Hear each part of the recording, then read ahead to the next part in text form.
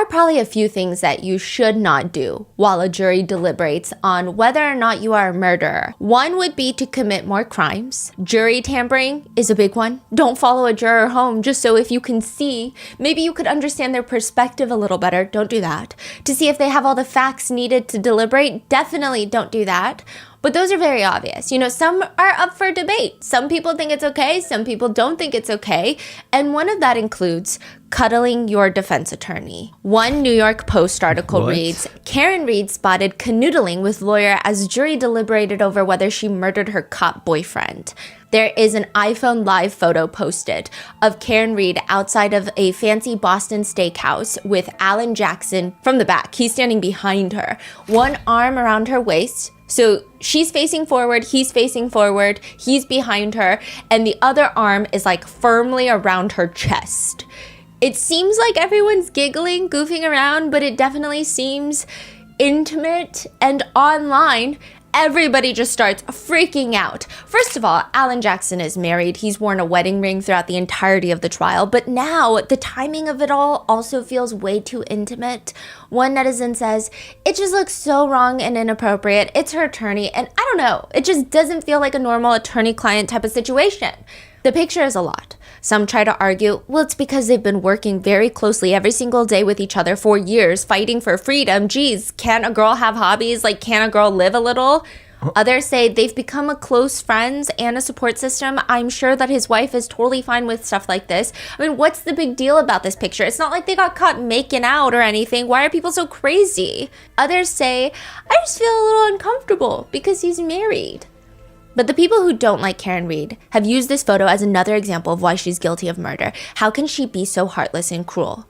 Karen, how exactly are you paying your attorneys? You will have your day. I'm totally disgusted. Another one reads, this is blowing it for me, for Karen Read. This man is full of himself and he's all over her and she's loving it. He's married, but not for too long. They're definitely sleeping together. One source apparently close to Karen Read tells TMZ that the picture has been taken way out of context. The two are just sharing an innocent moment of celebration. There's nothing on this picture, really. They're just, quote, goofing around. But Karen Read supporters have stated, isn't it a little weird that the source only spoke with TMZ, a longtime non-supporter of Karen Read? The connection to Karen Read, the source has never been named, disclosed, further expanded upon. It's also weird that out of the major news media networks, the only ones that are really running with this video, this picture, are the ones that have not been favorable to Karen Read since the very beginning. So what if the picture's not even real? What if it's AI? What if it's edited? Lars Daniel, a digital forensic expert, author of Digital Forensics for Legal Professionals, states, I certainly do not believe this to be real. He says it's weird that there's elements in the photo. So near the back of the photo, you see this parking sign. High resolution. You can read it. The Audi, the car in the back, high resolution, clear as day. So why does Alan Jackson look like a blob? His hair has clear indications that edits have been made. Additionally, his arm is kind of warped. It gets bigger and smaller and bigger and smaller in just ways that just don't align with human anatomy. Netizens have also noticed that there appears to be two Alan Jacksons in the photo. One of them is facing Karen Read, taking a photo with David Yannetti. Some argue it's not him and it's a different friend, but it does look like Alan Jackson. And then another one who's hugging Karen Read from the back. So which one is Alan Jackson? That is crazy. So you're saying AI? It seems to be edited by most people's professional and non-professional accounts. In any event, I do think that the video is questionable in its credibility. I mean, I could always be proven wrong, but just at first glance, it looks like at least a little bit tampered with. But overall, the whole thing feels oddly suspicious because the implications of if this photo is real versus if it's fake are drastically different. So for one, if the photo is real, you might have a questionable picture of an attorney and their client and perhaps a dilemma of professional boundaries and moral, ethical questions being bounced around. Two, if the photo is not real, if it's edited and certain mainstream media outlets are pushing this photo out there, who would edit something like this? Why would they even take this picture and run these stories? How far are these people willing to go to make sure Karen Read ends up in jail? Are they the same people that wanted to make sure nobody found out about Sandra Birchmore. Another high-profile murder case in Massachusetts. We've actually talked about the Sandra Birchmore case before on this podcast. The death of Sandra Birchmore, she was 23 years old. Originally, she self-exited in her Canton, Massachusetts apartment, almost exactly a year before John O'Keefe died. Or at least that's what the Canton PD, the Massachusetts State PD, kept saying. She self-exited. But once the FBI got involved, it was uncovered that not only did she not self-exit, but she was likely killed by a police officer who had been grooming, exploiting, and abusing her since she was 15 years old. A police officer that has connections with some of the Canton police officers. Wait, it was the same police department? It's a neighboring police department. So her alleged killer works for Stoughton PD, which is a neighboring police department. But because her apartment is in Canton, they were the responding police officers. In fact, one of these officers that we're familiar with was at the scene when her body was found. And then the Massachusetts State Police take over, the Trooper Trolls take over. You're going to see a lot of people that you're familiar with that pronounce her dead. They investigate her connections with another police officer, and they all say, you know what? She self-exited. And all of this is taking place in the same DA's office, Norfolk County DA. But what's even more intriguing about all of this is, why did Karen Reed's defense team request unredacted files from Sandra Birchmore's case? What are the connections here? We would like to thank today's sponsors who have made it possible for Rotten Mango to support the Dana-Farber Cancer Institute in Boston, Massachusetts. They're a globally known cancer research center that also provides support for patients and families, similar to John O'Keefe's sister, who has since passed away from brain cancer.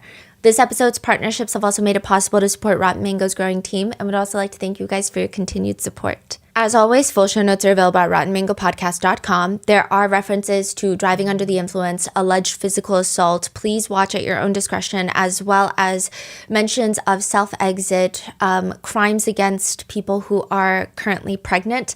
This episode is pretty dark. It is the final part of the Karen Reed series. And there's just, honestly, I feel like I could make a 20-part series for Karen Reed. It's just so extensive. Everything we've talked about, we can go 5 layers deeper into all of the nitty-gritty details. But because I think the main focus that people have been trying to center the conversation on is the connections to all of the corruption in Massachusetts and probably everywhere in the United States, this episode is also going to include the story of Sandra Birchmore, which we have already covered on this podcast, but there have been lots of new developments since then. So if you want to watch that episode, I'll link it below, but there's a lot of updates and I'm going to go through them today. And you don't really need that, but you do need the first 3 parts of the Karen Reed series. There's no way that I can recap almost 10 hours of video footage for you. Just know that January 29th, 2022, John O'Keefe, Boston police officer, was found deceased in the snow on the front lawn of another Boston police officer's home, Brian Albert. Brian Albert has a lot of connections. This doesn't take place in the jurisdiction of Boston Police Department. It takes place in the jurisdiction of the Canton Police Department. They are the first ones to investigate. Everybody is connected to everybody. And somehow it seems like the least likely murderer in this situation.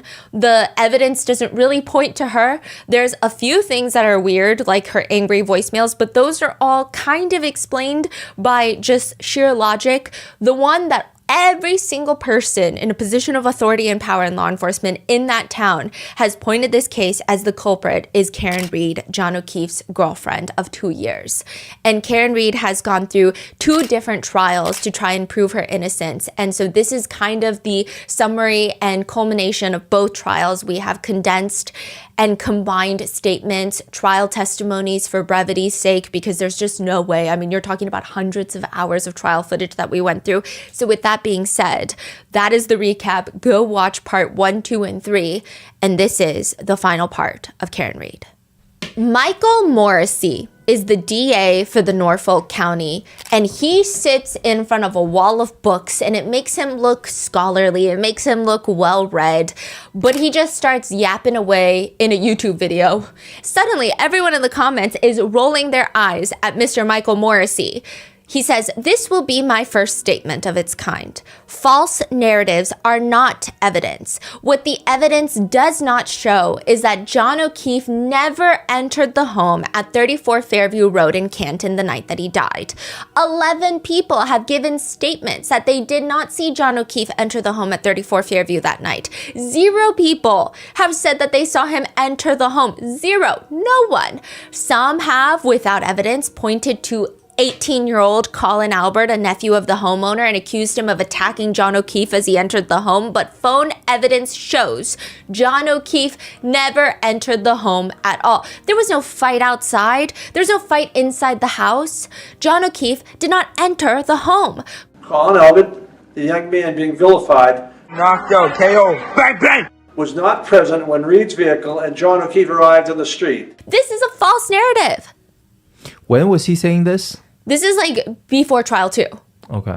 And people are confused because why does this man sound like an attorney for Colin Albert and not a DA? Because aren't DAs supposed to be trying the case before the jury and not telling the jury what to think about this case? But he continues, Colin Albert did not commit murder. How would you know that? There was no investigation into that. Were you there? Yeah, were you there that night? Check his phone records. I'm just kidding. He seems crazy.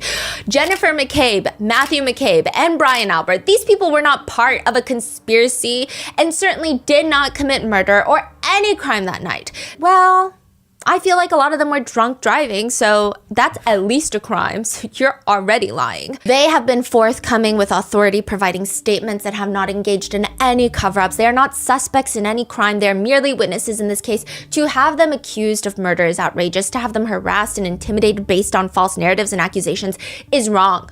The autopsy of John O'Keefe was conducted by a forensic pathologist. The doctor found the injuries that left John helpless in the cold were not a result of a fight. That is an entirely false narrative. She stated specifically that she could not rule out a fight. It could have been from a fight. It could have been from being hit by a car. It could have been lots of things, which is why the manner of John's death is listed as undetermined. But he continues, "We try people on the court and not the internet for a reason. The internet has no rules of evidence. The internet has no punishment for perjury," which is also another lie. You can get hit with defamation lawsuits. But he continues, "The internet does not know all the facts. Conspiracy theories are not evidence." Michael Proctor, no nude so far. the state police trooper, being accused of planting evidence outside 34 Fairview Road, was never at Fairview Road on the day of the incident. In addition to having no opportunity to plant the evidence, as has been suggested, Proctor would have no motive to do so. He had no personal relationship with any of the parties involved in the investigation, had no conflict, he had no reason to step out of his investigation.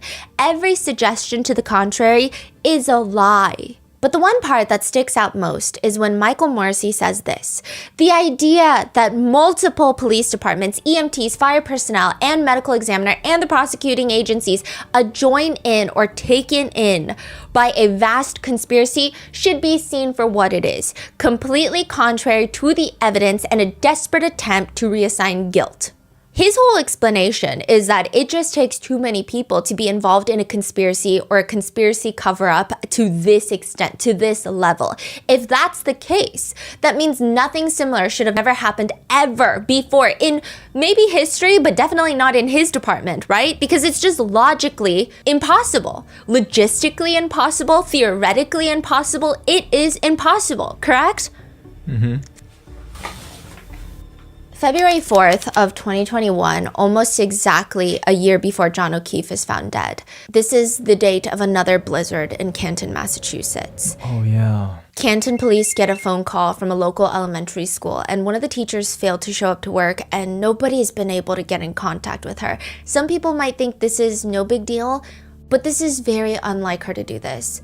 Her name is Sandra Birchmore, and the Canton police are dispatched to do a wellness check. They get to her apartment. Nobody's answering the door. They're about to leave when they realize that her vehicle, which is registered to her, it's in the parking lot covered in snow. Snow started falling 3 days ago, which means she's been in her apartment for the past 3 days. That would make the most sense, right? I mean, she's not going anywhere without her snow. Canton is not really a walkable town. So if that's the case, why is she not opening the door? Is she having some sort of medical emergency? Canton police, they ask the property manager for a set of keys to open up the apartment. They walk in and they see Sandra Birchmore in her bedroom on the floor with a lanyard around her neck, deceased. She's like sitting on her bedroom floor. This is very important later. Her phone is near her body, likely within reach, and the Canton police that show up, they come to the least likely, least investigative, least common sense conclusion that Sandra Birchmore has self-exited by way of a duffel bag string around her neck, and she had used her closet door handle whilst sitting down to self-exit by way of asphyxiation. Even though most evidence does not point to her having any sort of inclination to self-exit. And I know a lot of people are going to say that a lot of the times it is random, it is abrupt, there are not that many signs to be able to predict, but she's pregnant. She's planning a newborn photo session. She literally just emailed a photographer. She's making arrangements with a friend to take care of her 2 cats while she goes into labor. She's doing laundry. She was about to put her laundry from the washer to the dryer, and she was waiting for the father of her child to show up to her place. The father of her child is Staunton Police Detective Matthew Farwell. So this is a nearby police department. This is not Canton. And Massachusetts State Police is the whole state. So it's like a within. So Canton is within Massachusetts. Staunton is within Massachusetts. It's nearby. Matthew Farwell is clearly not happy that Sandra Birchmore is pregnant with his child. I mean, for one, he's married and his wife is currently also pregnant with their 3rd child. He didn't like that Sandra was going around telling everyone that she was pregnant with his child. He didn't want to pay for child support, and he definitely didn't want to get investigated because Sandra Birchmore isn't just a woman that he's having an affair with. Sandra Birchmore is someone that he has known since she was a little girl. She was part of a police mentoring program called Police Explorers, where it's alleged that multiple police officers, including Matthew Farwell, his twin brother, and their superior officer, Robert Devine, had groomed her and assaulted her since she was at least 15 years old. She went into the program because it's supposed to help local youth, and she came from just a rough background is how everybody describes it. But instead of being taken care of, Sandra Birchmore was 16 years old when Matthew Farwell essayed her for the first time. He was 26. No, she was 15. He was 26 and she was 15. He's also getting paid by the police force while assaulting a minor on the clock, getting paid for it. Near Christmas of 2020, Sandra is of age now. She's 23 at this point. She tells him that she's pregnant with his child. He's clearly not happy about any of this. He texts her and he just says that he wishes that she would die. February 1st of 2021, Matthew decides he's having a change of heart. He does indeed want to stop by Sandra Birchmore's place in the midst of a blizzard while his wife is in the hospital about to go into labor with their first child. He drives to Sandra Birchmore's home. He's seen on the apartment CCTV cameras wearing a mask, a COVID mask. His hood is covering his entire head. 20 minutes later, he's seen leaving the apartment, going straight to the hospital where his wife is giving birth. There's actually a very terrifying photo of him where he's cradling his newborn baby in the hospital, wearing the same exact outfit that he had gone to Sandra Birchmore's apartment in, allegedly killing her. All very suspicious elements to, a very straightforward crime. I don't think anyone would need a police badge to put 2 and 2 together and come to the very easy destination that Matthew Farwell should at the very least be investigated. But that is not what happens. Instead, Sandra Birchmore's death is quickly deemed a self-exit. Even though Matthew Farwell has strong motives, he was the last one to see her alive. Multiple tips after Sandra's death, multiple tips are called into the Norfolk DA's office, the same one handling Karen Reed's case. Friends of Sandra's are calling in saying they knew Sandra was pregnant with a police officer's child, Matthew Farwell, and when he found out, he was not happy. In fact, he seemed kind of violent. He was pushing her, shoving her, grabbing objects from her. This is what Sandra had told them before she died, putting Sandra in a chokehold. This is weeks leading up to her murder. Also, just 12 days before her death, Sandra told her friends that Matthew Farwell came over and was suspiciously looking at her apartment, going through her bathroom, her closet, almost like he was scoping it out. Those are the words she used. Wow. And 12 days later, she mysteriously dies in a strange manner that authorities deem a self-exit, even though Sandra was really excited to become a mom. Nothing happens for 4 full years until the FBI steps in and finally arrests Matthew Farwell for Sandra Birchmore's death, accusing him of essentially framing Sandra Birchmore in her own murder. Another thing to note is, yes, after Sandra's death, many of her friends called in tips to the Norfolk County DA's office. And even when the red alarms did not go off, I mean, it should have, but even prior to her passing, people were calling into Staunton PD to report Matthew Farwell. Sandra Birchmore had told a few of her friends that she was pregnant with Matthew Farwell's child, and he had actually started essaying her since she was 16. She did not believe it to be essay because she had been so groomed, but they had noticed it was essay. So they call Staunton and they're like, one of your officers was abusing the police program, the Explorers program, to essay a minor at the time. This is even before she passes away. And just like Karen Reed's case, a lot of different agencies were involved with this whole investigation before it goes to the FBI. Matthew Farwell is part of Staunton PD. But Staunton PD has no jurisdiction because Sandra Birchmore is found deceased in Canton. So Canton PD are the first ones to arrive at the scene. It's later handed off to the Massachusetts State Police. Why is that? They handle most of the unattended deaths. Canton PD is just too small of a police department to handle a lot of the homicides. So I think they hand off a lot of their bigger cases. The Massachusetts State Troopers are the ones that deemed Sandra Birchmore's death as self-exit, but also the Canton PD. They both deem it a self-exit. Canton PD, the Massachusetts State Department, and even the DA's office is like, yeah, it's definitely a self-exit. In fact, you're going to see a lot of the same people that are involved. So the first connection between these two cases comes from Michael Lank. Michael Lank of the Canton Police Department, good old friends with Chris Albert. Michael Lank has known the Alberts for probably longer than we've been alive. This guy has known Chris Albert since he was 12 years old, and they have been friends. I mean, Lank says if he's got to list it, he's probably known Tim Albert since he was, 16? He's known Chris since he was 12. I mean, Tim Albert is the brother. Another brother of Albert's, yes, right? So Brian, Tim, Chris, Kevin Albert, they're all brothers. They have a few more siblings. There's 7 siblings in the bunch, but these are the 4 important ones. And 3 of them are cops. Oh, no, 2 of them are cops. One of them is a Canton Select man. in charge of the... Yes. I have no idea what this man does. Tim Albert. Yeah. He'd just be posting weird stuff. He's like the type to post the alpha man lion. Michael Lank has worked with Kevin Albert, another Canton detective, for at least 18 years. He's known Kevin since he was 14 years old. He does admit that he considers Kevin Albert more of a friend and less of a coworker. The most alarming connection in this friendship with Chris Albert is that Chris is shady. He sells mediocre pizza. That's also shady. But in 2002, Officer Lank is sitting outside of a bar. He's off duty drinking when Chris Albert runs up to him and says, hey, you got to save my life. My life is in danger. This is from the perspective of Michael Lank. But actually, it looks like an evidence bag. It just doesn't say Canton Police on it. It says Stop and Shop. But it does look like an evidence bag. It's the same thing. Do we trust anything, Michael Lank says? Probably not, so take it with a grain of salt. He's saying that they're threatening the entire Albert lineage. He says, I got out of my car. I approached these group of men and I pleaded with them to not fight tonight. I said, there's not going to be a fight tonight. There's 6 of you guys.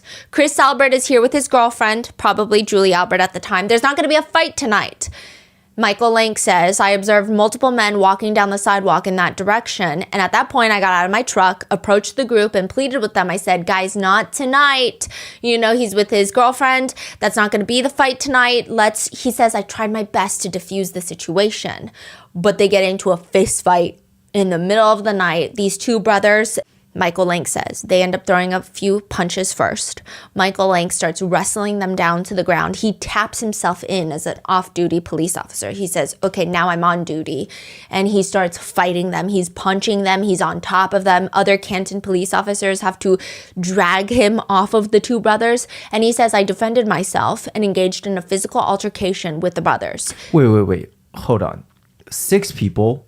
He ran into 6 people. Yes, but it seems like it's only the 2 brothers. Who's at the scene? Chris Albert, a girlfriend, and 4 other people? Yes, but it's like a group of people, but he really only starts fighting 2 guys. Of the 6 people? Yeah. Are they trying to fight Chris or trying to fight Michael? Allegedly, they're trying to fight Chris. I don't really believe it because Chris is known to start shit. Right. And Michael saying, that's my friend. Please don't start trouble now. Yes. And they start trying to start trouble. So Michael start fighting two brothers. Yes. And is Chris fighting too? No. And here's why I don't believe that Chris is innocent in any of this. And that's just a personal belief. He seems like the type to start. At one point, Alan Jackson was in he's in Canton, he's in Boston because of this trial. He walks into a bar. Chris Albert happens to be there. Chris Albert calls for a buff friend to show up, and that friend starts yelling at Alan Jackson to get the f out of Canton and go back to LA, go back to Los Angeles, big shot attorney, in a very threatening manner. And so this guy is still doing that to this day. I feel like in 2002, this is the one that started everything. He gets Michael Lank involved. Michael Lank starts pummeling these guys. He's asked later by Karen's attorney, did you come to Chris Albert's aid as best you could as a longtime friend of his? I came to the aid of a citizen who was in fear and of need. That citizen happened to be Chris Albert, whom you had known since you were 12 years old. Correct. Ultimately, a fight breaks up. Lank is called for backup. They separate them. Nothing happens that night. Nobody is arrested. And that's interesting because if he is saying that these two brothers started the fight, they would have arrested the brothers. Yeah. You don't just attack a cop and get away with it. That never happens ever. Well, interestingly enough, nobody is arrested. Everyone is told to go home. Nobody files a police report about this incident until the next day. The two brothers come into Canton Police Department and they complain and they say, I was just randomly attacked by one of your officers who was off duty last night. And then the two brothers get arrested. Lank is confronted by this by Karen's attorney, who asks him, Officer Lank, is this an example of you using your position as a police officer to come to the aid of one of the members of the Albert family? It was me coming to the aid of a citizen who was terrified and scared for him and his family on that night. Who happened to be Chris Albert. You indicated that either they made a threatening comment to you or a disparaging comment to you about I don't give a f, correct? Correct. Isn't it true that what was actually said was you said to them, I don't know who you are, but I'm going to make your life miserable? No. Michael Lank, connected with the Alberts, connected with Karen Reed. He is one of the first to show up at Sandra Birchmore's apartment when there's a wellness check called. He is one of the few officers that finds her deceased body and starts the investigation into Sandra Birchmore's death. Now, speaking of the Albert family, Kevin Albert was additionally one of the few at the scene of Sandra Birchmore's investigation, but he was at the scene much later, so he did not discover Sandra Birchmore's body. He was actually not a big key role in the investigation, but he did go to the apartment complex to gather CCTV data.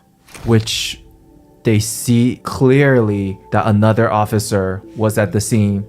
Yes. Daniel Whitley is a paramedic.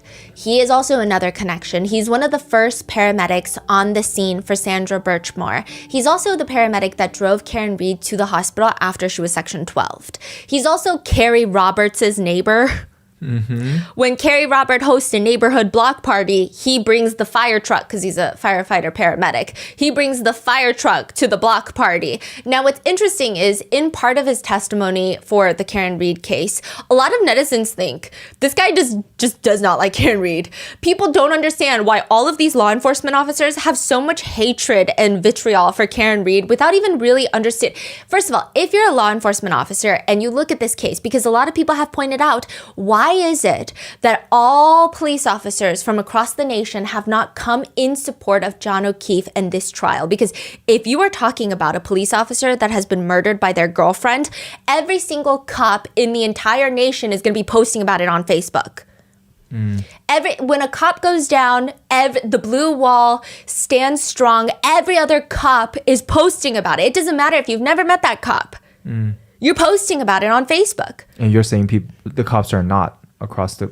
Not a lot. I mean, you have the Boston Police Force. They showed support briefly initially when John O'Keefe was first deceased. And then you had a few local officers. You have the Canton Police that have rallied around, but definitely nothing like what you would imagine, especially a case this high profile. I would understand if maybe it's not a high profile case and these cops just haven't heard of it, but I would think everyone from the NYPD all the way to the LAPD would be posting about it. Why is it that they're not? Is it because they're looking at it and going, oh, this is a weird investigation? But it seems like every single person that goes on the stand doesn't feel that way. In fact, it seems just like they hate Karen Reed. It's like they have a predisposed condition to hate her.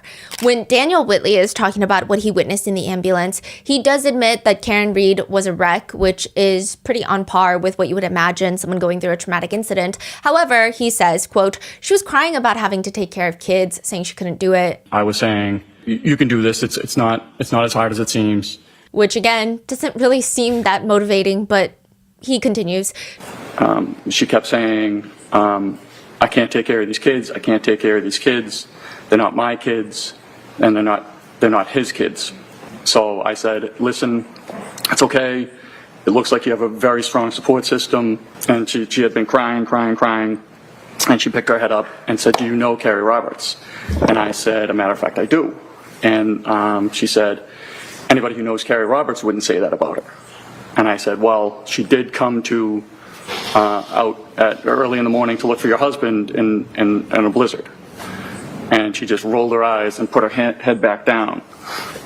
And I thought it was just bizarre. Wait, can we break that down for a second? Yes. I feel like that was packed. What does that mean? He's saying, you've got a strong support system. You've got this. And okay, Karen Reed, she unprompted does say, do you know Carrie Roberts? He's like, yeah, I do. She says, well, if you know Carrie Roberts, you wouldn't say that. However, I feel like I'm on Karen Reed's side with this one. So is Karen Reed saying that Carrie Roberts is not a great support system? No, and I agree because she's telling her to shut the up the whole time. Yeah, I mean, what is so wrong about that? I don't understand. Right? And he's saying in the moment when you're crying about your deceased husband, it doesn't make sense. However, I feel like there have been times where, I mean, I don't know the level of distraught or grief that any type of situation like this has never occurred in my life, thankfully. But I feel like I do make dark comments like that.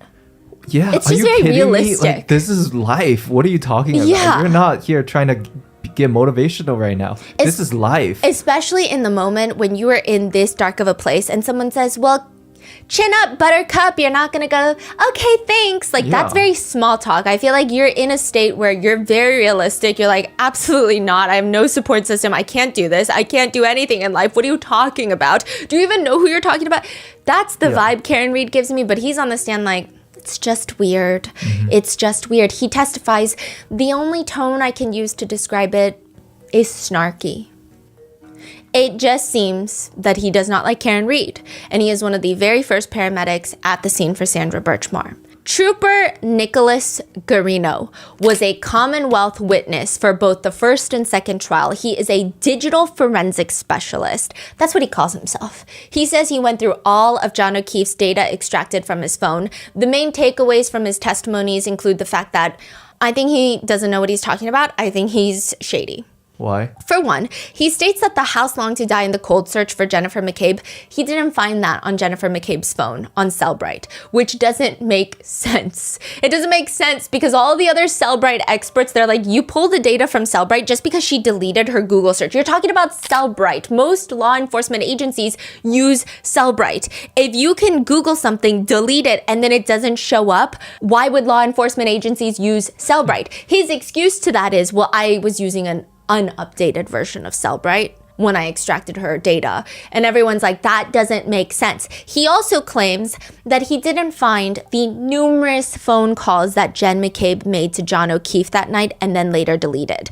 Remember how Jen McCabe is like, yeah, I was waiting for him outside or looking out the window, waiting for him to come in. I was texting him a few times.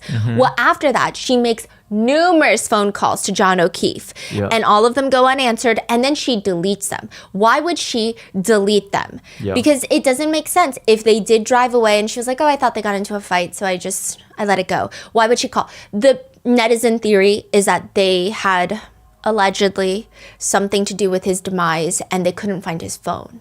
So she was calling it to hear it ring so that they could find his phone. Wow. He didn't find any of those either. I don't know what he's looking for because he's not finding anything. He also claims that you can sometimes trick your phone that you walked up and down stairs because remember, John O'Keefe's phone indicated that he took multiple steps, like about 80 steps, which would have led them straight to the front door, side door of 34 Fairview, and then went up and down 3 flights of stairs. He says, well, you can kind of trick your phone to do that, which a lot of people, including anonymous Apple employees, take it with a grain of salt online, have later disputed, but likely due to strict company policies, they can't really tell you outright, but they express disbelief in the comments that he's making. He's like, yeah, I mean, a lot of these Apple employees are saying maybe in 2012, but you're talking 2022? No.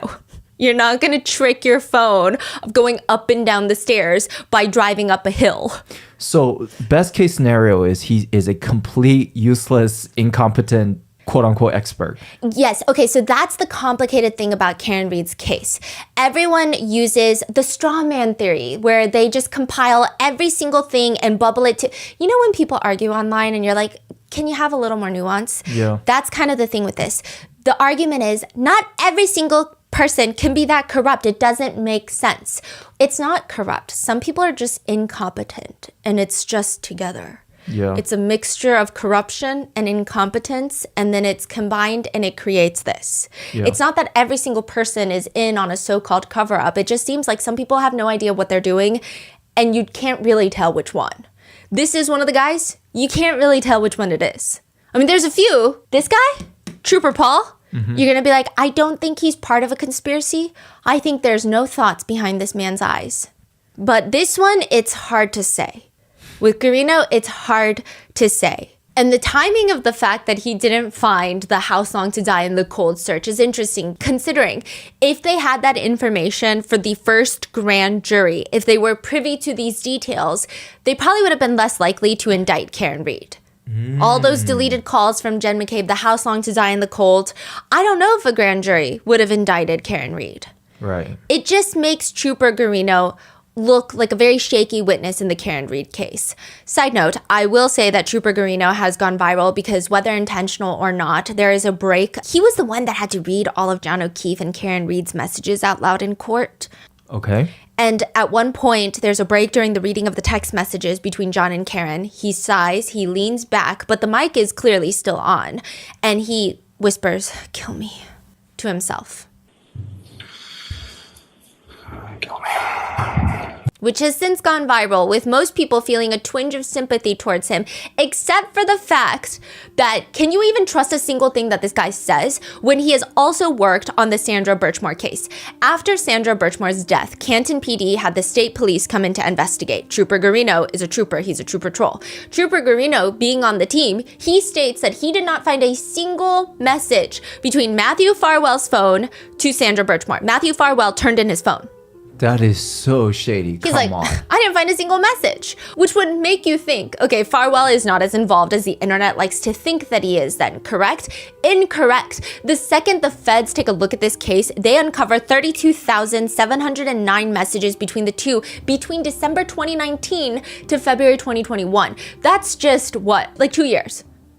What's like the status of Sandra Birchmore now? Is it He's in jail and it's pending trial. because of the feds, right? Yes, he has pled not guilty.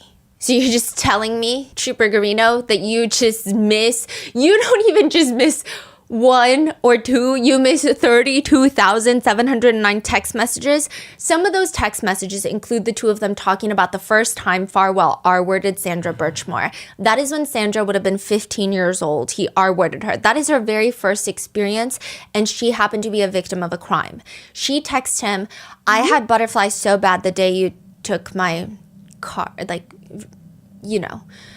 Me too, it was such a big day. I still know the day to this day. So she's saying, I still remember the date to this day. And this is how deep the grooming has gone. He says, really? Yes, that's not a date I'll ever forget. April 10th, 2013. Again, very clear evidence that he essayed her when she was 15. You don't need a calculator to do the math. Sandra writes, best day of my life, heart emoji. Me too. Then later, Matthew Farwell texts her, if I pushed, I absolutely could have effed you without condoms from day one. Sandra Birchmore responds, probably if you really pushed it. I was kind of scared to say no in the beginning, not knowing how you would take it. So yeah, you probably could have gotten using no protection, LOL. More alarmingly, this police officer who has already committed these crimes when Sandra is of age, now that she's an adult, he asks her to engage in acting during intimate relations. He says that he wants her to have intimate relations with him While pinning her down and fake R-wording her, he wants Sandra to say, quote, "Will you say, Matt, stop, I'm 13, I'm not ready for this, oh my God, please stop." This is insane. He also texts her numerous times to pretend that he is an older brother coming into her room at night to have intimate relations with her that she does not want to consent to. Even that's not enough for this sick walking disease that likes to call himself a police officer, likes to call himself a man or a human. He texts her a whole lengthy conversation about how he wishes she would have told him sooner that she was interested in him, because he would have totally essayed her a year prior when she was 13, 14 years old. Even after all of that, when Sandra is of age, he will ask her to meet up in Costco parking lots, Five Guys parking lots, to have intimate relations while he's on the clock for Stoughton PD. He also texts her, quote, "I'm going to sneak away from work real quick." Quote, "Yes, I will be on the clock." If this is not already a steaming pile of motivations for Matthew Farwell to kill Sandra Birchmore, that just goes over the troopers' heads. There's also these messages. Sandra Birchmore texts Matthew Farwell a poster board that she made that reads, "Congrats, we're going to be parents." To which Matthew Farwell responds, "I literally have nothing to say right now. How could you express that in text when I said I don't appreciate it?" He responds, "How far are you?" "Regardless of how far, we're keeping it." "Okay, we will need to talk then." "No, that's obvious. I'm mad at how you're acting over a choice we both made." "I'm mad you act like you gave anyone a choice." "Oh, so you didn't have a choice?" "Per usual, you make and do whatever you want." This is coming from the R-worder that R-worded her when she was 15. He says, "You are truly the worst person on the face of the earth." According to the feds, Sandra's diaries also indicate, as well as text messages, indicate that Matthew Farwell would punish Sandra Birchmore ever since she was a kid for things like getting bad grades, for failing to share her cell phone location data. He would punish her with really rough essay when she was young. He also details his ideal situation, which would be her pretending to be 13 or 14 years old.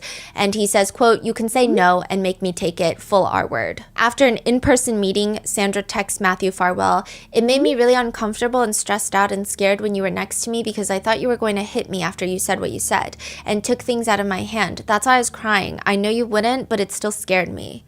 Which makes sense because this guy is very scary. A federal search warrant of his devices also found that he liked lots of memes involving necrophilia. Again, a detective. He liked one that reads, "What does a pulse and a destination of intimate relations have in common?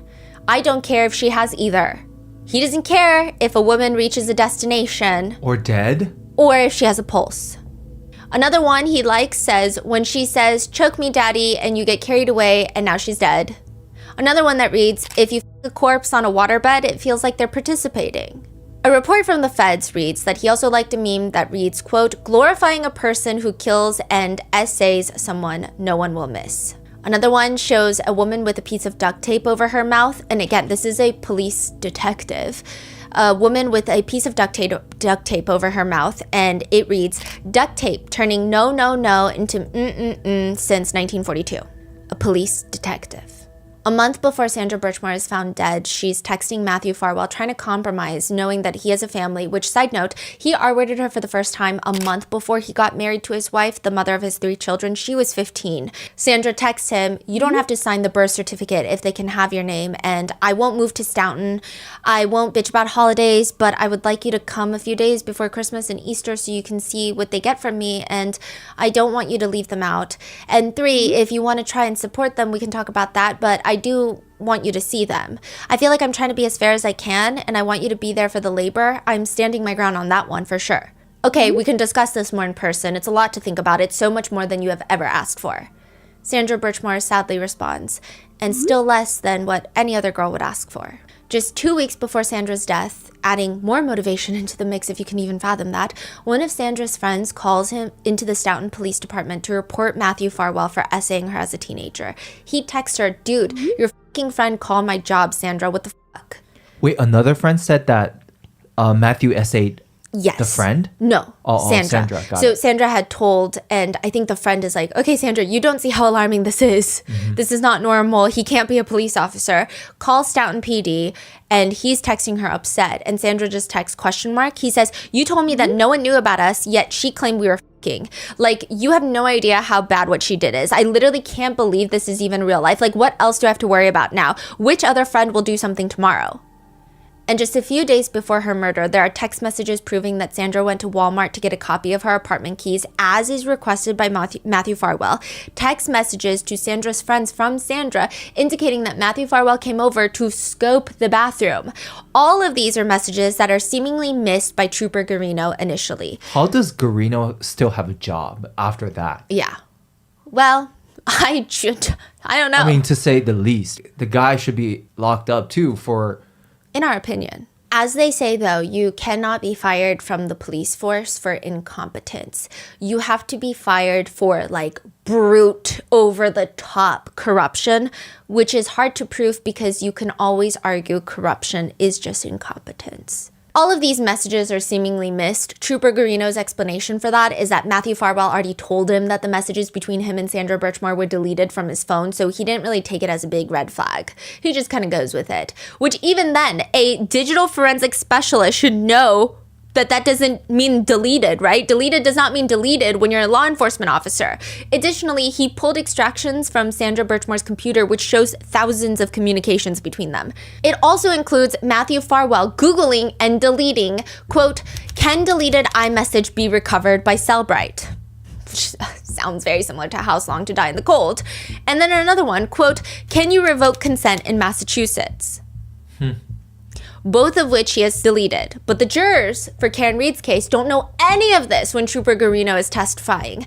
Just like they don't know about the FBI investigation into the investigation of John O'Keefe's death because Auntie Bev has ruled against it. There will be no mention of it. She states testimony about unrelated death investigation, Sandra Birchmore, would result in a trial within a trial with much information being inadmissible, confidential, or offered without a proper foundation.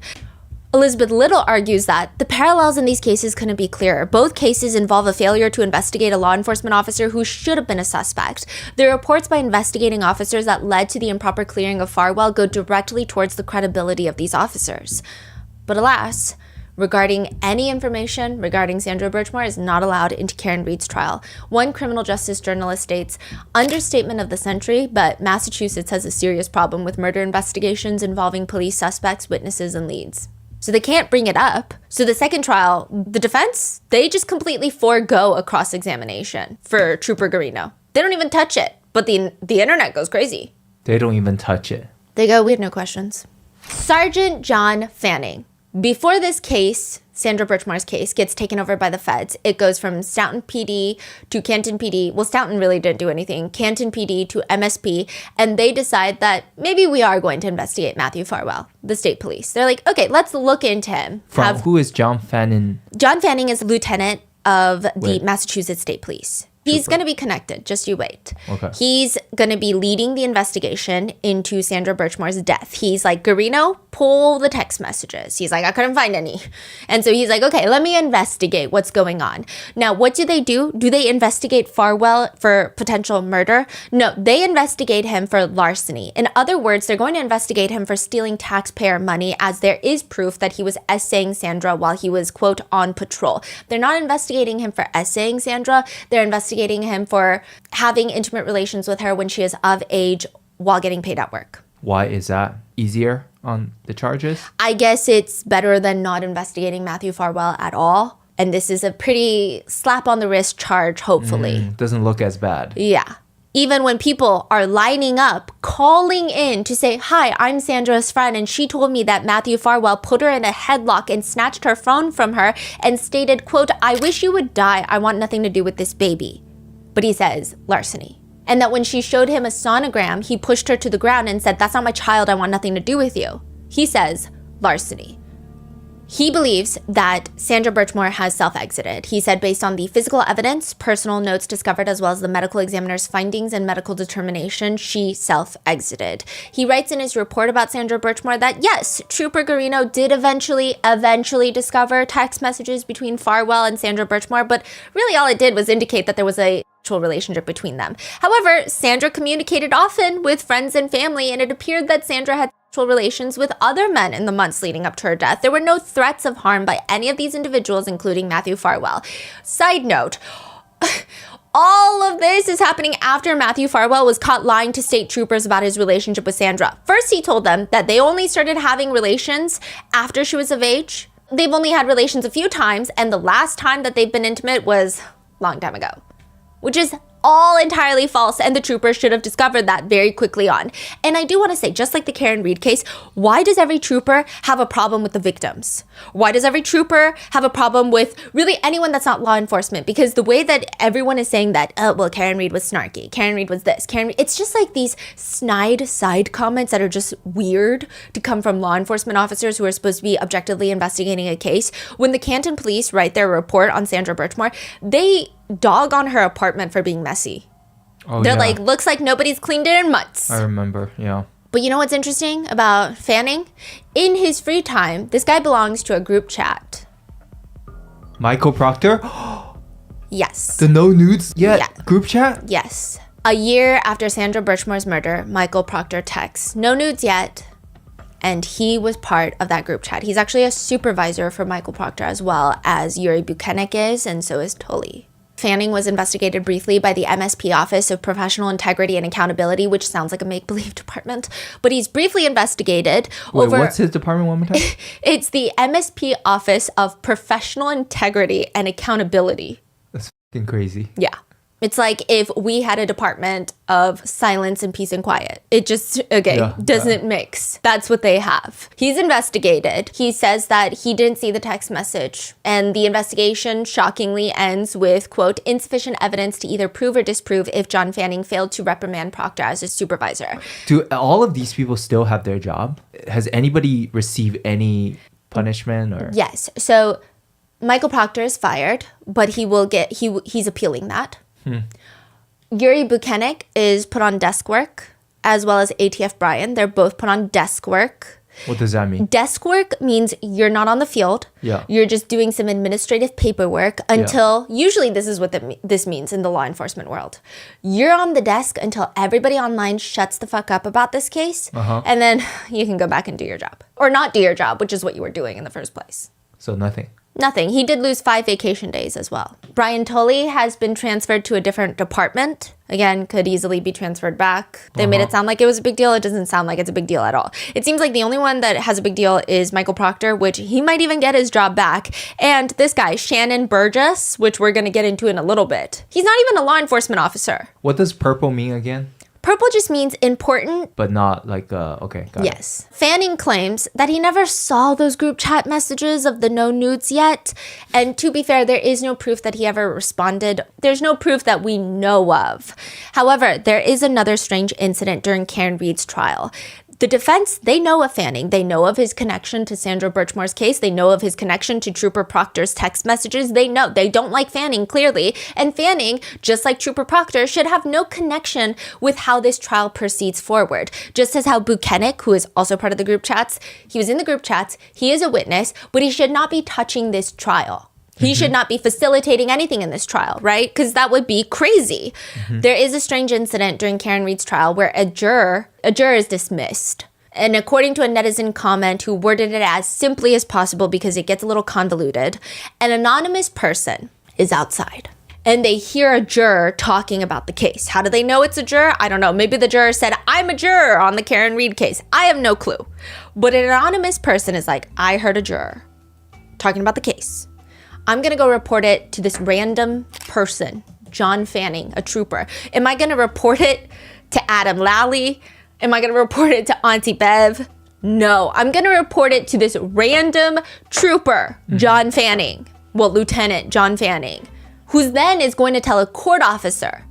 Then that court officer is going to go tell Auntie Bev, who's going to question the juror. The juror is going to deny the accusation and say, I never, what are you talking about? But the juror is ultimately dismissed. Shady, huh? Why would an anonymous person, we don't know who they are, report it to Lieutenant Fanning of the Massachusetts State Police? They don't report it to Michael Morrissey's office. They don't report it to Auntie Bev. They don't report it to a court officer. They don't report it to Adam Lally. Why wouldn't they just go straight to a court officer themselves? The defense has asked the court to get more information from John Fanning about this whole incident, but that is denied by Auntie Bev. Attorney Jackson actually pops off on Auntie Bev saying, we were told that he was the commander of the extensive security operations in this case. It's reasonable to conclude from that statement that Fanning was either directly in charge of or in charge of the jurors, which the court is now telling me he wasn't. We reasonably concluded that this doesn't make any sense. He's saying it doesn't make sense, okay? We were never allowed the opportunity to find out exactly what his role was because the court refused our request at the time. Here's what we know about Lieutenant Fanning. He's among the troopers that one of Michael Proctor's supervisors that was included in the text chain when Trooper Proctor said he was going through my client's phone looking for nudes. He's the source to whom something was reported about juror misconduct. And when you couple those two things together, it's unreasonable to conclude that he was at least, within the orbit of security operations governing the jurors. Like, what does he have to do with the jurors? Yeah. That's weird. It's like even when the Diddy case you guys were doing, if there's something suspicious or something like that, you report it to the court. You report directly to the authority, not to a state police. It's very weird. Yeah. If you ask John Fanning, if Auntie Bev was like, okay, attorneys, ask John Fanning, and he's like, yeah, it was my neighbor, and they didn't know who else to tell, and they were just telling me because they thought it was weird, but they didn't know the rules.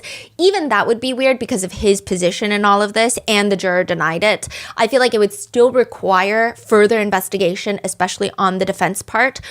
But the fact that Auntie Bev won't even allow the questioning is bizarre. And the defense says there was no evidence presented at the time, as the court knows. There was no declaration. There was no report. There was no supporting documentation whatsoever over the defense's objection that is, very...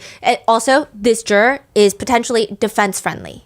Right. Seems to show a lot of likeness for the defense team during the trial. To which Auntie Bev is like, well, he doesn't have any charge over the jurors, so move on. That's all she says. Jackson asks for proof, and she says, we're going to move on. And it's so bizarre that a lot of the comments read, she has already decided beforehand that she was going to interrupt him and say moving on. Every time she has no answer, she shuts Attorney Jackson down and says, let's move on. Let's move on? What about the issue at hand? What do you mean, let's move on? Which at the very least, this guy just does not deserve to have a job, in my opinion, John Fanning, let alone in police work. But it's just suspicious that in both cases that Fanning is involved in, that the state troopers report there's nothing weird about this case at all. Side note, that's another thing that the feds pointed out was crazy, is that a lot of Sandra Birchmore's family have come forward to say, hey, we did find something suspicious at her house. So after the police cleared out of her apartment, we had to go clean her apartment, and we found her favorite necklace, her prized necklace, which is this necklace with a chain and a pink flamingo. It was on the ground with clumps of hair. Why would it be on the ground with clumps of hair? They're telling the authorities, I'm telling you, this is weird, right? The feds look at the crime scene photos, which obviously have not been released for obvious reasons, but they say what's even more alarming is that that necklace was not on the ground. That necklace was on Sandra Birchmore's body in the crime scene photos. It was broken and it was dangling off of her neck with clumps of hair. Do any of these people put that in their reports? No. You know what they put in their reports? Quote, trash and clumps of cat fur on the carpet indicating that it had not been cleaned or vacuumed in some time. Wow. When the troopers later are asked about the security footage where you can clearly see Matthew Farwell, I mean, he's a tall guy as well. He's got a very specific build. It's him. His car rolled up to the apartment. It's him. They are very cautious with their wording, stating the man is a male believed to be Matthew Farwell. One of the state officers working this case used to be a former Stoughton police officer, which Matthew Farwell is a Stoughton officer. Yuri Buchanek had spent a lot of time in Stoughton. I believe he lived there at one point. So there's a lot of connections with these small towns. Do they mean anything? Do they not mean anything? I don't think any single person online would be putting these weird dots together, being like, oh, they all lived in the same town, as something nefarious, except for the fact that they are all conducting themselves like weird villains. Yeah. But following Sandra Birchmore's death, it seems maybe the only police department that maybe a little bit did something. Well, I don't even want to give them that much praise, but the Stoughton police, they did place Farwell firmly on administrative leave very quickly. I think Stoughton PD does have a female police chief, like one of the first female police chiefs. Some netizens were saying, well, maybe it's that. Some are saying, well, no, she still sucked. It really depends. But at the time, apparently Farwell went to a bar with a local coworker. He goes to this local bar with a coworker, And during that meeting, he tells the coworker that he did have intimate relations with Sandra Birchmore. However, At no point during that conversation did he express any grief, sadness, or remorse about her passing. In fact, he told that person that he was very angry with the MSP for looking into him. He also participated in a joke at one point, I don't know why there's a joke to begin with, about the fact that she was found on a closet door. I guess a bunch of officers were laughing at it. He was telling a buddy? Yeah. Another police? He was like, yeah, I mean, I did have intimate relations with her. And he expressed no grief that she passed. And then he was like, but I'm just kind of pissed off that these troopers are looking into me. And the buddy reported this? Yes. And yet, Fanning and the troopers find zero evidence that could point to Sandra Birchmore's death as being anything but a self-exit. Meanwhile, the feds say, I mean, this is literally crazy. It's right there. Not only is it Matthew Farwell, it's his twin brother, also a police officer, and their supervisor, Robert Devine. And all three of them have been involved in her life since she was a young teenager and exploited her for nearly a decade. The investigator for the feds who combed through a portion of the messages says he wanted to wash his eyes out with holy water after seeing some of those messages. What happened to his twin brother and his supervisor? I think they're all put on leave, but I don't know if they've been arrested yet. The state troopers, they never caught that. Why would they? Usually there is a synergy in the courtroom that opposing counsel have, and typically you would hope that the judge at least appears to be a neutral force in the courtroom, which is why we called Judge Arun Father Arun, because it was like a dad and his kids all fighting each other and arguing. And then he's like, okay, kids, calm down. And I use that term specifically because he never showed favoritism, which is a very important deal. Even if you are biased against or for the defendant, you need a judge that does not show favoritism to one side or the other, because that could cause appellate issues, that could cause justice issues. It's a big problem. We have no clue what's going on with the three groups of people if they actually like each other, but usually there is this synergy that's supposed to be preserved. People think that's not happening in this case.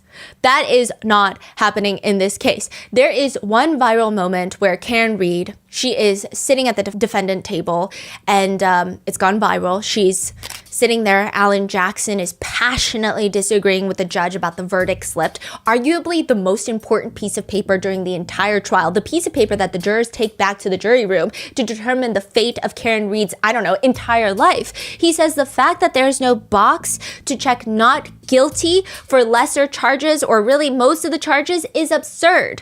Auntie Bev is saying, well, it's always been done that way. If they find her not guilty, they just don't check the guilty box. This verdict slip, as submitted to the jury, is exactly how it always is in Massachusetts. I don't really care how it always is in Massachusetts. I care about whether or not it's appropriate. It's appropriate. Different things. It's appropriate. For a superior charge, they have to decide that she is not guilty of the superior charge, and that is the starting point of whether or not she is guilty or not guilty of any subordinate charge. How do they decide that she's not guilty of the first subordinate charge, involuntary manslaughter?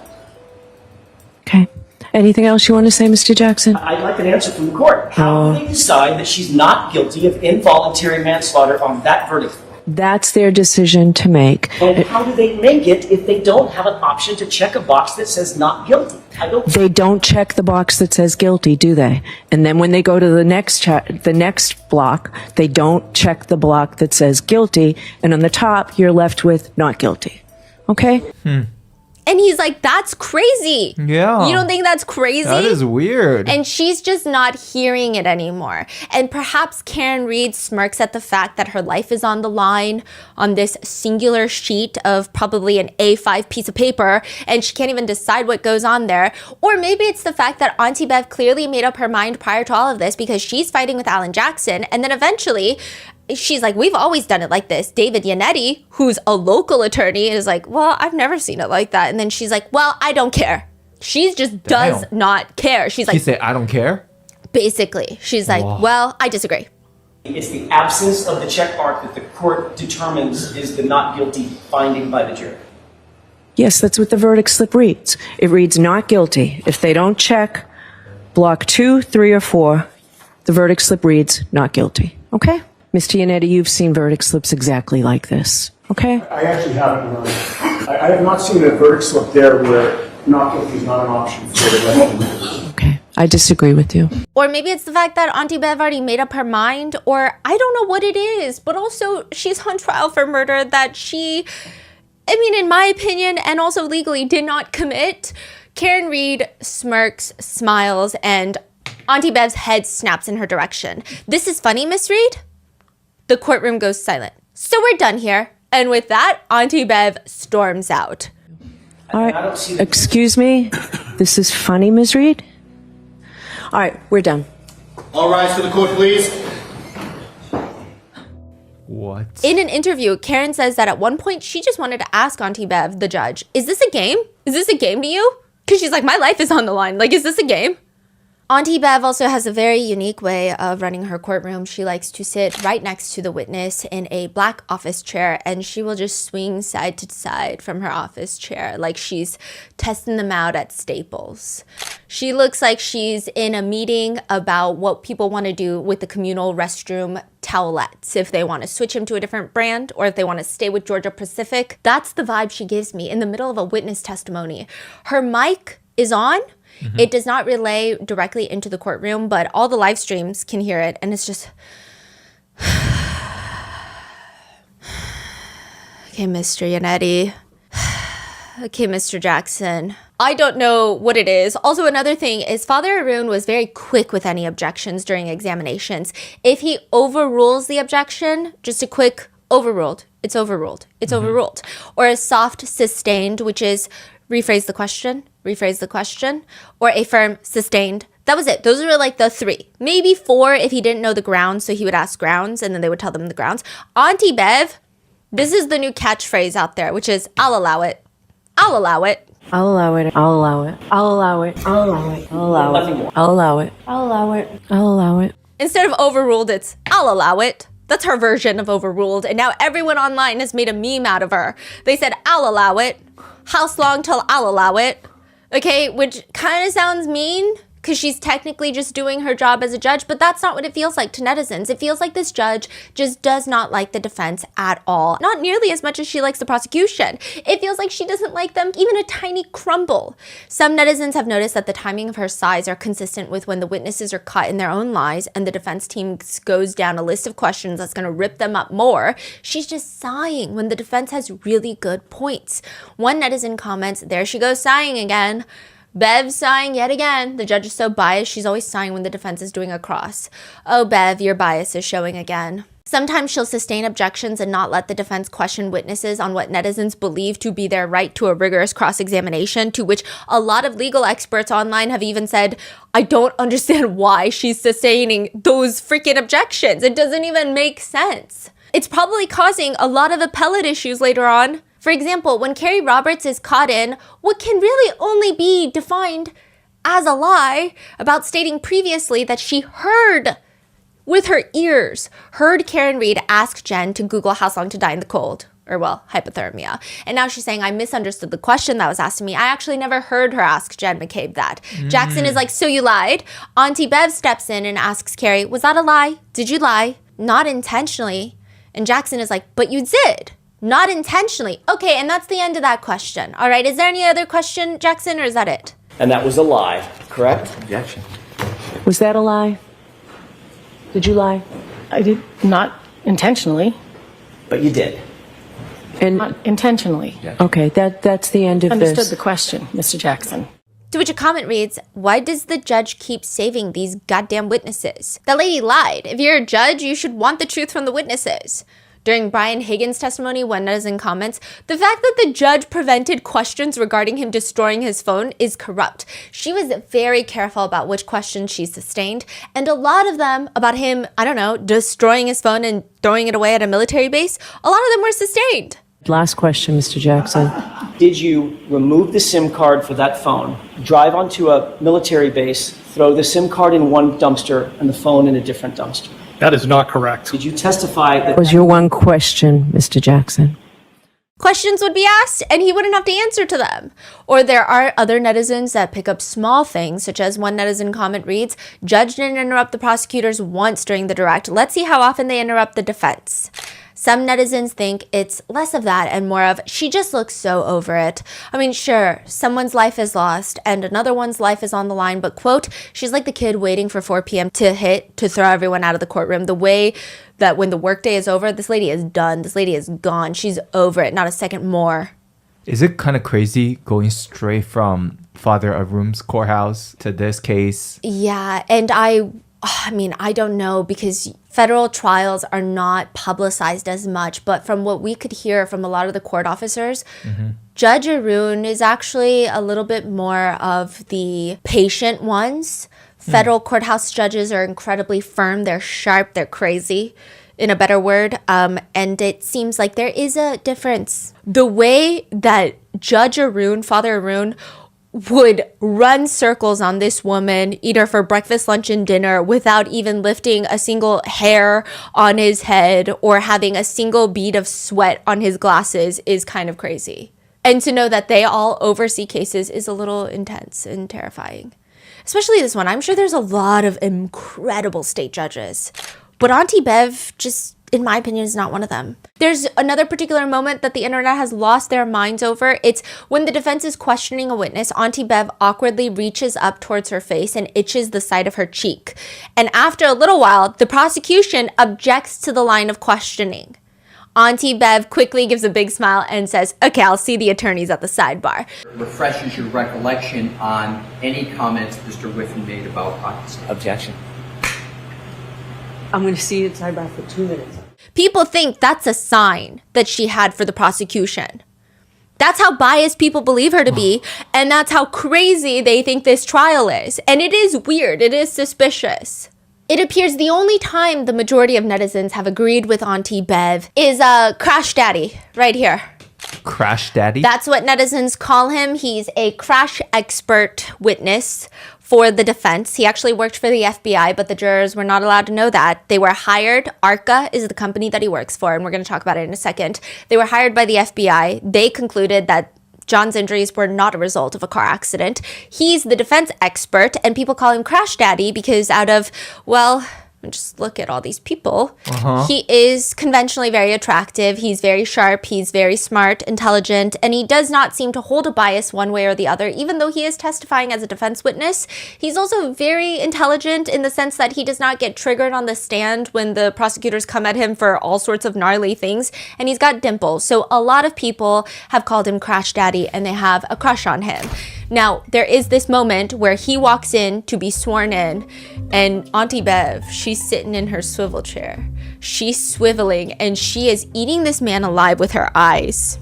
No way. Yeah. No way. And the comments read, the only time Auntie Bev and I have been on the same page this entire journey. Another comment reads, I'll allow it. Another comment reads, she got no eye contact, but she was chasing it.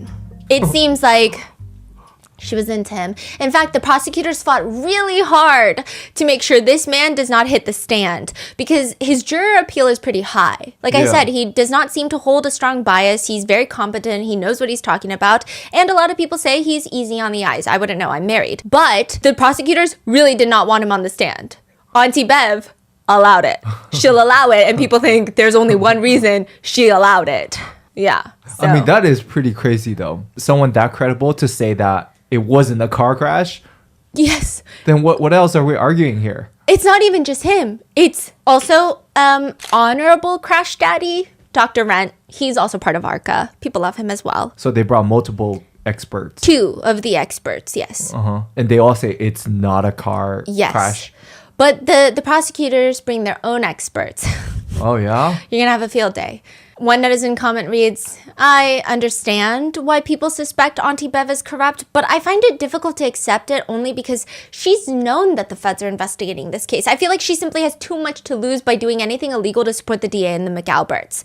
But at the same time, the netizen feels like if she truly has no undisclosed hidden secret conflict of interest, it just would be weird. Her conduct is unexplainable. It's just weird when you factor in that she used to be a criminal defense attorney along with her brother and her dad. So why the favoritism for the DA who's brought murder charges based on what is at best the shabbiest car crash investigation since the invention of the internal combustion engine? It just doesn't make sense. Does she just want to see Karen Reed railroaded out of sheer spite? Could she hate Alan Jackson that much for no apparent reason? Is she somehow unaware that Reed is likely innocent of the homicide charges? I just don't get it. To which another netizen comments, I think her and the DA's office, Michael Morrissey, which by the way, Her mom, Auntie Bev's mom, and Michael Morrissey's family have history. We don't know how deep that history, but they worked together briefly. They comment, I think her and the DA's office have an understanding for a long time that they can force the outcome that they wanted in previous cases, which is pro-prosecution because it's the DA's office. Kind of like we run the hen house, if you will. Never get questioned, never had to answer for anything, and basically just did things their way, which I believe was the slam dunk plan in this case as well, until it wasn't. Now I think it's just an attempt to save face and try to act like everything is still the status quo and avoid backing down so as to not look like you're admitting to some prior shenanigans.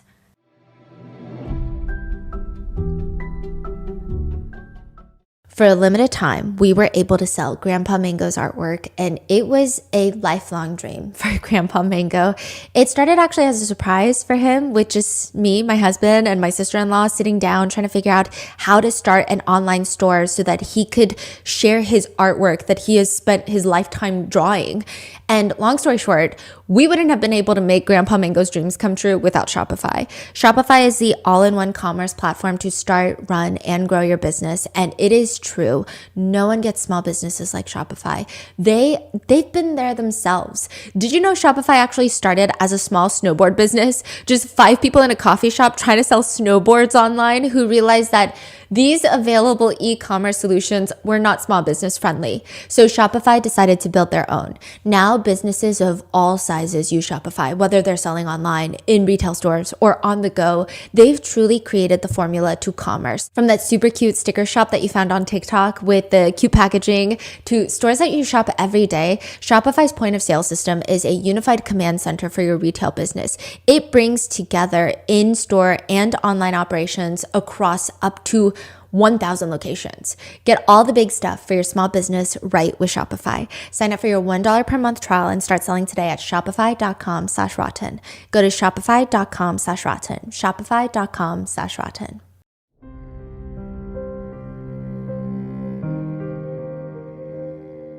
There have been other connections made in this case of, not the strongest ones, but kind of, which is there are messages between Sean McCabe. This is Matt McCabe's brother. Matt McCabe is Jen McCabe's husband. Matt McCabe's brother had reached out to Turtle Boy, who is an investigative reporter and influencer that has been honestly breaking this case from the get-go. I do think that a lot of people have strong feelings either for or against Turtle Boy. I think he's a very divisive... His name is Turtle Boy? That's his online content creator name. Aiden Kearney is his... I don't know if it's his government name, but that's his name. But I think he's a polarizing character. And sometimes that works being an internet personality. He is very passionate in what he believes in. And some people think that that passion can go 2 degrees too far. And I think it really depends on where you draw the line of what do you call witness intimidation. If you go to Jen McCabe's kids' lacrosse games to go confront Jen McCabe while live streaming and shoving a camera in her face and saying, why'd you Google how long to die in the cold? Some people say slay. Some people say, that feels like witness intimidation. So it really depends. So Jen, I have a question. Did you think that you could outsmart Karen Reed? Why did you Google how long to die in cold, Jen? Cop killers! That's what they are. They're cop killers. I cannot wait until they go to jail. I'm going to be there. There are other things that people have called into question about how he's went about reporting on this case. All I know really is that he was one of the first people to break the case. I think that's the hard part is he was one of the first people to even get attention on this case. Nobody really cared about this case much. Everyone was like, oh, she killed her cop boyfriend. Okay, moving on. I see. And then he was like, no, I think something's weird. Did he get too passionate? I guess that's subjective. I guess that's up for you to decide.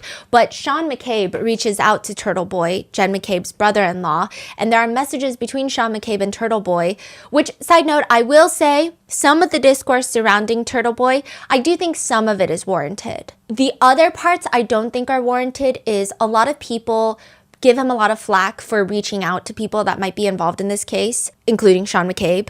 And they kind of yell at him for doing it, which I think is weird because a lot of the mainstream reporters are not doing it. And he's doing it. And just because he doesn't work for this big legacy media outlet doesn't mean that he is not as committed to finding out the truth as any of these big major networks are. Yeah. I think this case is especially frustrating because who do you even trust? There's nobody you can trust. Yes. Nobody to call. Everyone's like working on the same team. But I think where people thought he took it too far was he would do these roll calls where he would drive through everyone that was involved in front of their houses and use a bullhorn, and people would consider that doxing. Some people thought that there were children involved that, I mean, not children, aka Colin Albert, but other children involved that may not have really been involved that are now being put in the crosshairs for this. But other people say that, well, it's their parents' fault. It's really where you draw the line. Sean McCabe and Turtle Boy have a conversation where Turtle Boy asks Sean, do you really have a line to Judge Canoni, which is Auntie Bev? Sean McCabe responds, Auntie Bev? This is where her nickname comes from, because everyone was like, Judge Canoni, Beverly Canoni. And then he's like, Auntie Bev? Auntie Bev? It's like a nickname, I guess. Like they know her personally? Yeah. He's like, Auntie Bev, whose seaside cottage do you think we're going to bury your corpse under? He's asking Turtle Boy. Side note, Auntie Bev does indeed have a seaside cottage that nobody knew about because you're not supposed to know where judges live. The defense team blows up the messages on a giant poster board, which Auntie Bev hates when they do shit like this, but I kind of think it's great for visual impact and is slightly a comedic effect if this case were anything other than what this case is about. But Auntie Bev has to stare straight into those messages, and there's no missing it.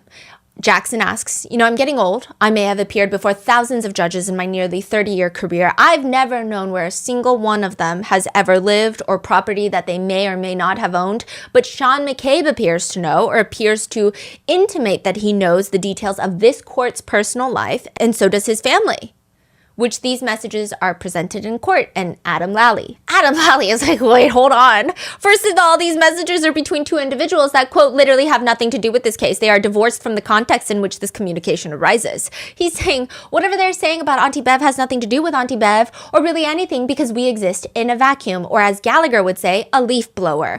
Accompanying that, though, is a 2022 Venmo payment from Julie Nagel, who was at the house, remember? Accompany what? I'm sorry. The message from Sean McCabe, another blown up poster board, is a Venmo payment from Julie Nagel, which was Brian Albert, Birthday Brian's friend who was there that night. And she testified, oh, yes, I did see a black blob outside of 34 Fairview when I was leaving. I did notice something out of the ordinary, like a black blob in the ground by the flagpole. But she's like all up in the McAlberts family. Like, she loves them, would probably do a lot for them. She sends a Venmo payment. Like what time? What year was that? 2022. So later in the year. So it seems like they're still familiar with Auntie Bev. But Auntie Bev is like, first of all, that's not how I spell my name. And I've never rented out my Cape Cod cottage. But people are like, well, it didn't have to be that you were renting it out. They could have stayed there without paying.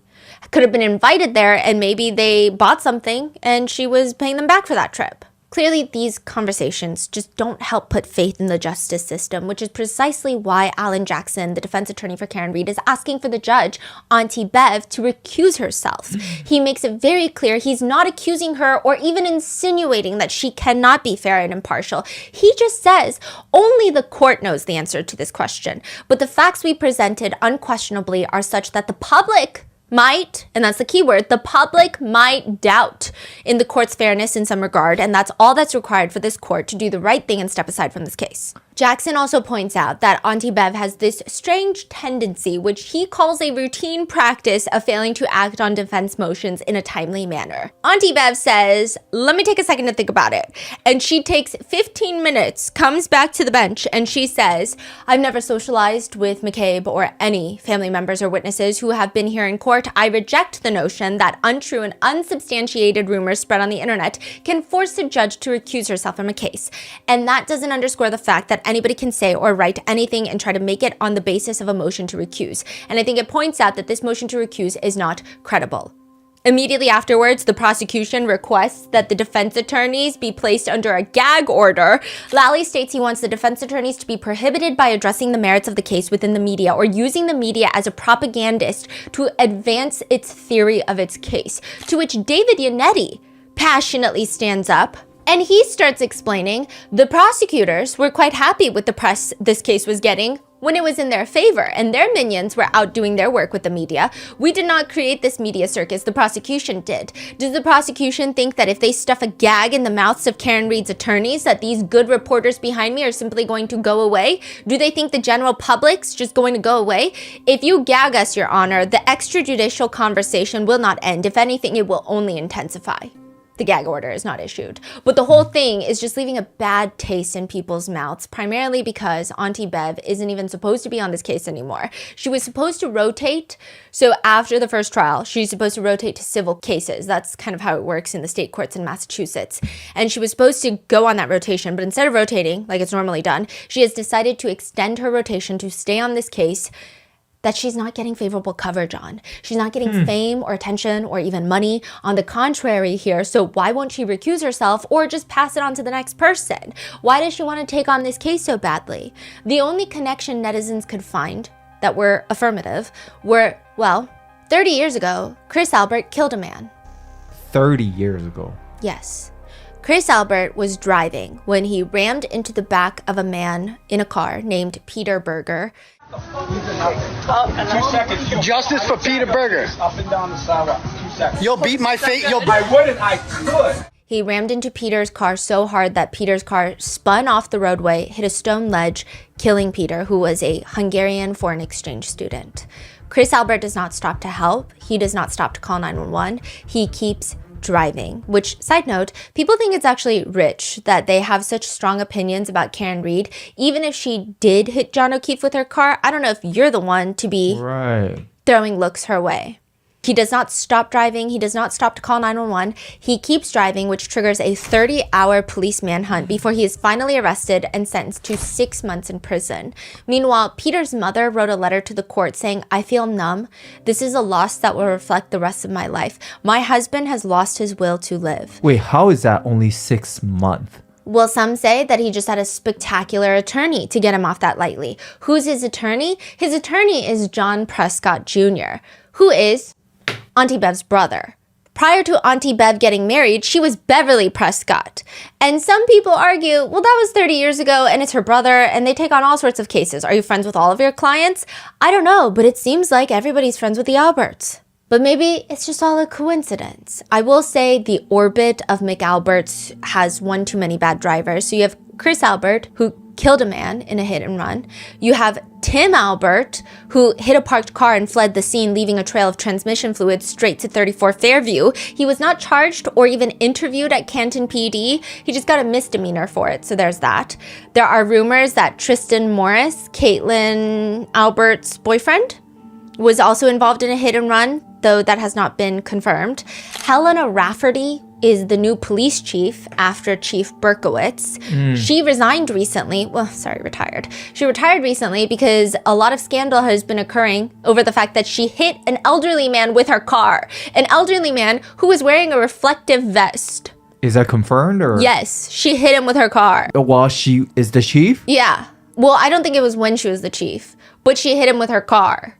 And then you have Paul O'Keefe, the brother of John O'Keefe. And normally I don't really like to bring details like this into the orbit of the case. I will say that a lot of netizens have deeper feelings for the O'Keefe family than I would suspect most would in typical cases where a victim's family is involved. I think maybe it has to do with the fact that they have since shared a lot of strong words against Karen Read.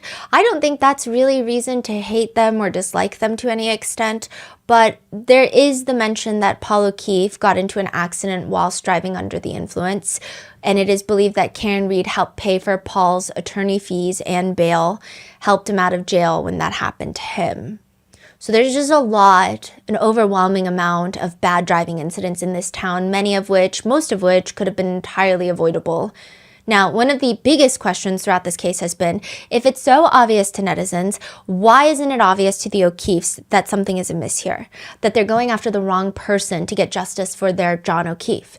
Side note, Karen will later say that she believes that it just hurt Peggy O'Keefe, which is John's mom. It seems like if anybody's the most involved, it's Peggy O'Keefe, which is John's mom, and Paul O'Keefe, which is John's brother. John's dad seems to have taken a little bit of the backseat to this. And Karen says, John's dad and I got along really well. It was actually the biggest betrayal that John's dad didn't believe her. Some netizens speculate, and this is just speculation, that maybe John's dad is like, well, maybe I do kind of believe her, but I'm not going to go against the family when all of this is happening. I'm just going to support my wife and my kids. Nobody really knows. But as to why Peggy O'Keefe might not have liked Karen Reed even from the get-go before John even passed, she says she just was hurt by seeing another woman raise her daughter's kids, is Karen Reed's speculation to it. Some speculate that Karen Reed is definitely not the daughter-in-law that maybe some mother-in-laws would like. She's very outspoken. She's very intense. She doesn't hold back when she thinks something's weird. So some people think it's that. Others say, well, no, I don't think she disliked her. There's no proof that she disliked her before John's death. But she does say, Karen Reed does say, so Paul and Peg, if you think I killed John, that means you misjudged me for 2 years and entrusted 2 young family members in my care. Then in the blink of an eye, you now think I'm a cold-blooded killer who took your son away? She thinks it's weird that they automatically thought she had something to do with it. I mean, just questioning everything about her, but never questioned why Brian Albert didn't go outside as paramedics tried to save John. She thinks it's weird that they don't question that. As for why they don't, Karen says the only explanation she can think of is it's easier to fool someone than convince them that they've been fooled.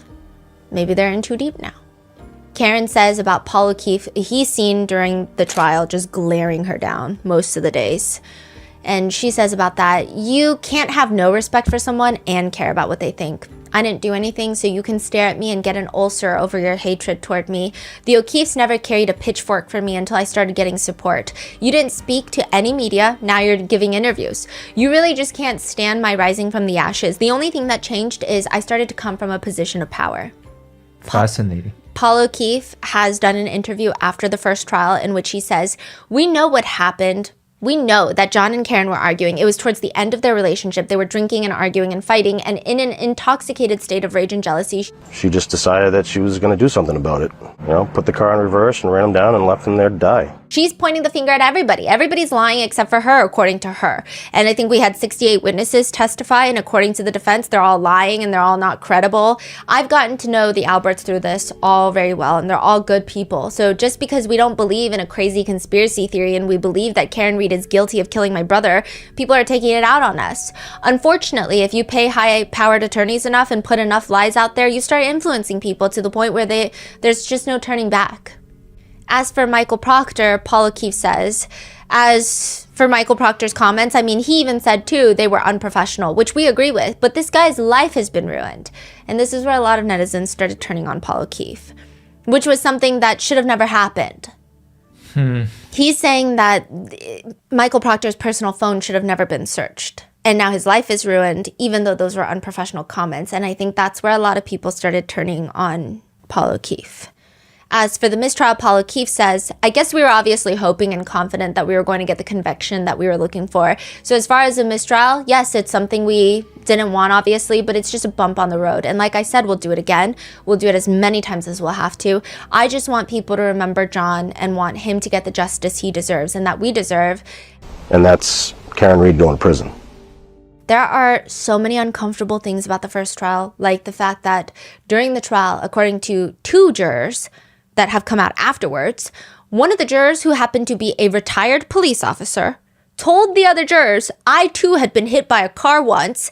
They chose him as the foreperson, the juror in charge, a retired police officer who had been hit by a car, which is already kind of, I don't even know how he ended up on the jury. And if he told everybody that he had been hit by a car too, I don't know how he wasn't dismissed.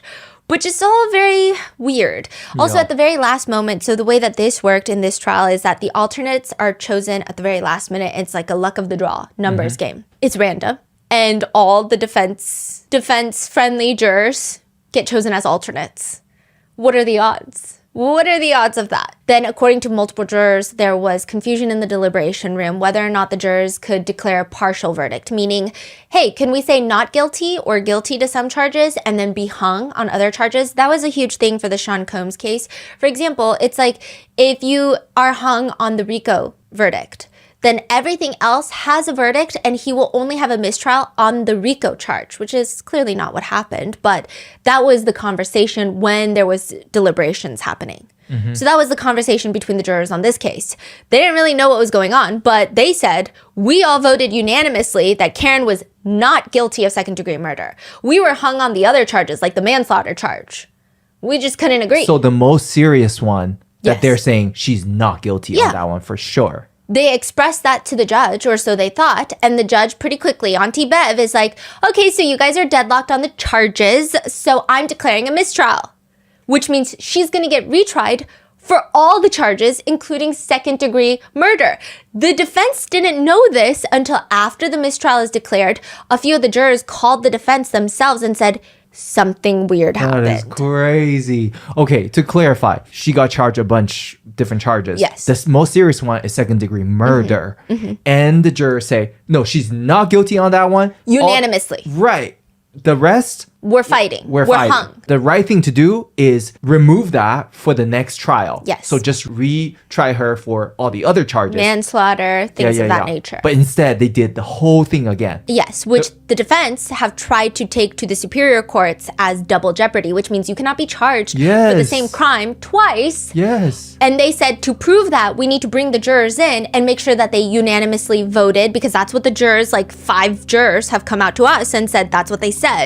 So we need to bring in all 12 jurors and make sure. And the judge was like, I'm not doing that. That's crazy. I'm not doing that. Which has caused a mistrial. All right, Mr. Foreman, I am in receipt of your note. Judge Canoni, despite our rigorous efforts, we continue to find ourselves at an impasse. To continue to deliberate would be futile and only serve to force us to compromise these deeply held beliefs. I'm not going to do that to you folks. Your service is complete. I'm declaring a mistrial in this case. I'll be in to see you privately in a few minutes. So thank you so much for your service. Okay. All rise for the court, please.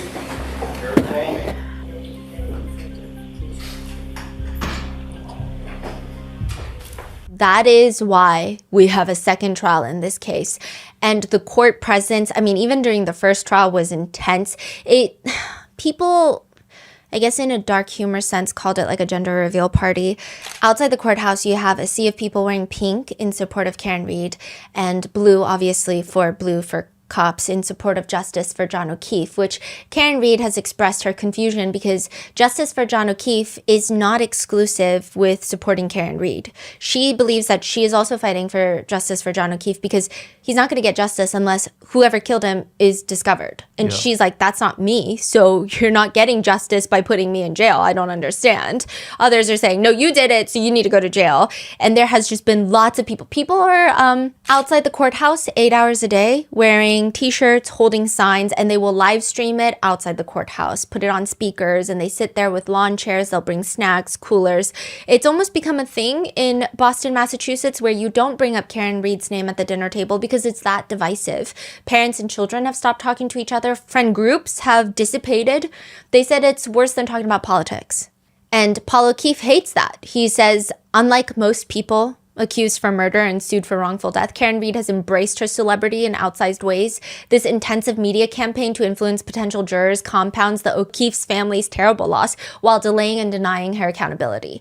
To which Karen Reed fights back. Anyone in my position who has been falsely accused would be shouting from the rooftops. First of all, I don't want to be here. It can be the John O'Keefe show. It can be the O'Keefe family reunion. But if you think for a second that anyone has fought harder to find the truth about what happened to John and to enlighten everyone about what happened to John harder than me, then you're wrong. Witnesses have expressed being terrified, the McAlberts included. They say they're being harassed. They're being followed by influencers, that's what they call everyone, to lacrosse games, to be questioned on whether or not they Googled how long to die. They're talking about Turtle Boy. Also, Turtle Boy has been charged for witness intimidation. Now, I do think, regardless of what people think about Turtle Boy, a lot of netizens agree, I don't know if it goes into witness intimidation category. I don't know. Okay, I don't know. There has been so much developing in that sphere, but Brian Tully was the one to lead the investigation into Turtle Boy. I think that's another reason that a lot of netizens are questioning whether or not he should have been charged. Again, even if you think what he did is witness intimidation and witness harassment, the fact that Brian Tolley is leading that investigation with such passion and fury that you did not see for the John O'Keefe investigation makes netizens feel wary about the situation. Yeah, it's crazy. That's why there's so much nuance to this case. It's like you can dislike Turtle Boy, you can love Turtle Boy, but still disagree or agree with the investigation. There's so many things. Karen Reed says, it's impossible for me to have any sympathy for these witnesses. Definitionally, is it harassing witnesses? Yes, they're witnesses against me in my prosecution, and he is yelling things at them, and he is going up to their front doors and ringing their bell. Yes, but they shouldn't have been witnesses. They should have been suspects. So it's not that cut and dry. So there is that argument as well of like, is it witness intimidation and witness harassment if they're not really witnesses? I mean, they're definitely not good witnesses. I don't know where you draw the line of witnesses, but they're not good witnesses. The Canton police officers have also reported feeling petrified, shaking in their boots. One Canton officer says, no one in this town will care about us until one of us gets murdered. Even then, half the town will probably celebrate that. Canton officers report that the department suffers significant pressure due to the proliferation of misinformation, witness coercion, and a lack of support from elected officials. As per an audit into Canton PD, officers report that, quote, certain individuals referred to as influencers are spreading false narratives about officers involved in the O'Keefe and Birchmore cases without substantiating any evidence. They operate without adhering to journalistic standards or rules of evidence. Don't talk to us about rules of evidence, leaf blower Gallagher, solo cup Gallagher. We utilized cups, plastic cups. Those were red Solo cups, right? That's correct.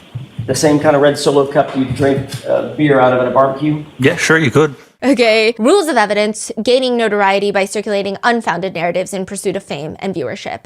Two things can be true at once, I guess, right? But I don't think Gallagher has any leg to stand on if he's the one saying that. If netizens were already not side-eyeing Auntie Bev, the day before the second trial is to begin, Auntie Bev decides Karen's team can no longer point to Colin Albert, or anyone for that matter, as their defense. So when you bring your case in chief to the judge, they have to approve it. You can't just say, I'm going to go in there and I'm going to say whatever I want to say that my client is not guilty. You have to say, this is our presentation of how we're going to go about things. This is how we're going to prove it. These are the witnesses that we're going to bring, or a list of witnesses that we think we're going to call to the stand. And they're important for these reasons, and they help with these different arguments. The day before, Auntie Bev is like, you're not doing that anymore. The third party culprit defense, you're not doing it anymore. The day before the second trial. No reasons? She's just like, there's no proof. So you can't point your finger at Colin Albert? Or really any other third party.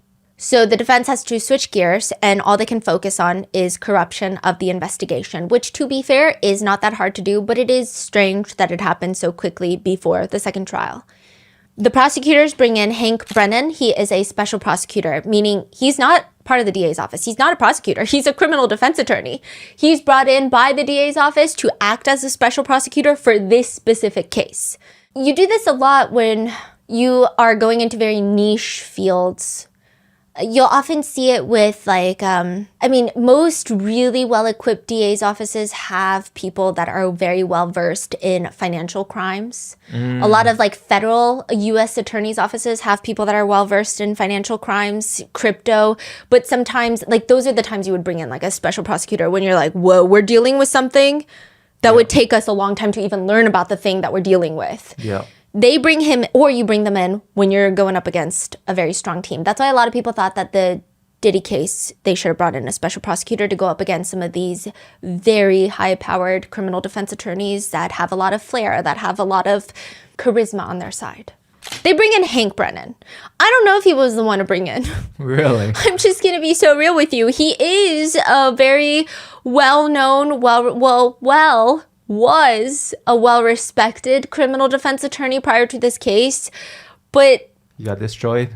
Lally sucked. And I say this, I think anyone on the internet that's like, I could have done a better job than these people, I find that to be really bad arguments most of the time, because you don't really know what a prosecutor goes through. It's frustrating, yeah.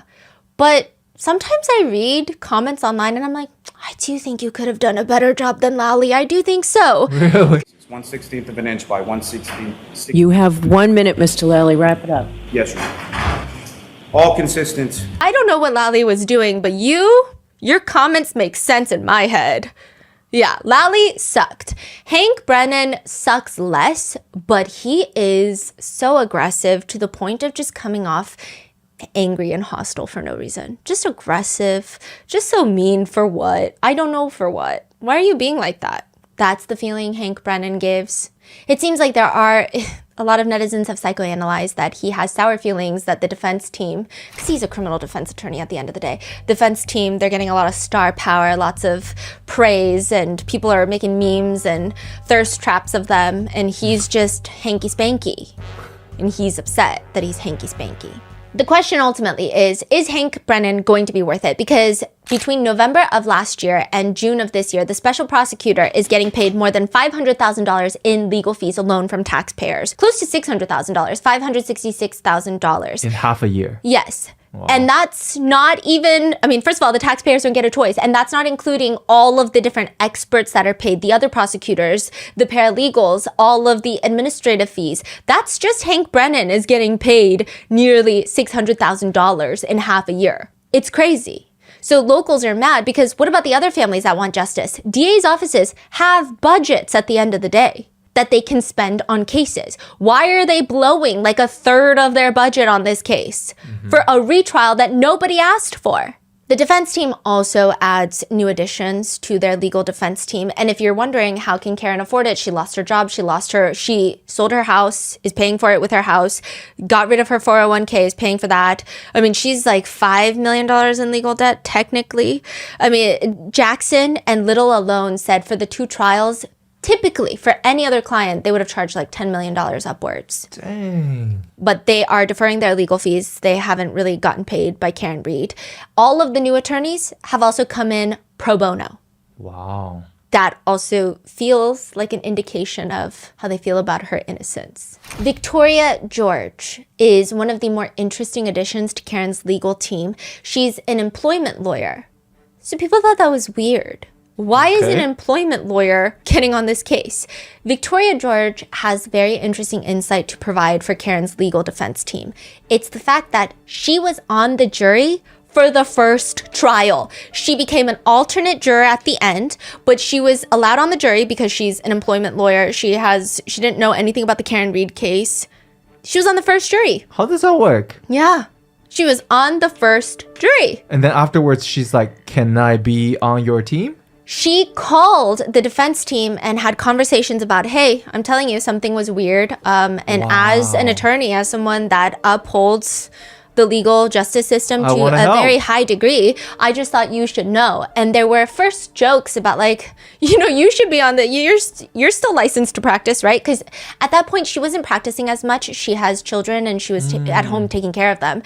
And she was like, I mean, I am still licensed to practice. And they're like, huh.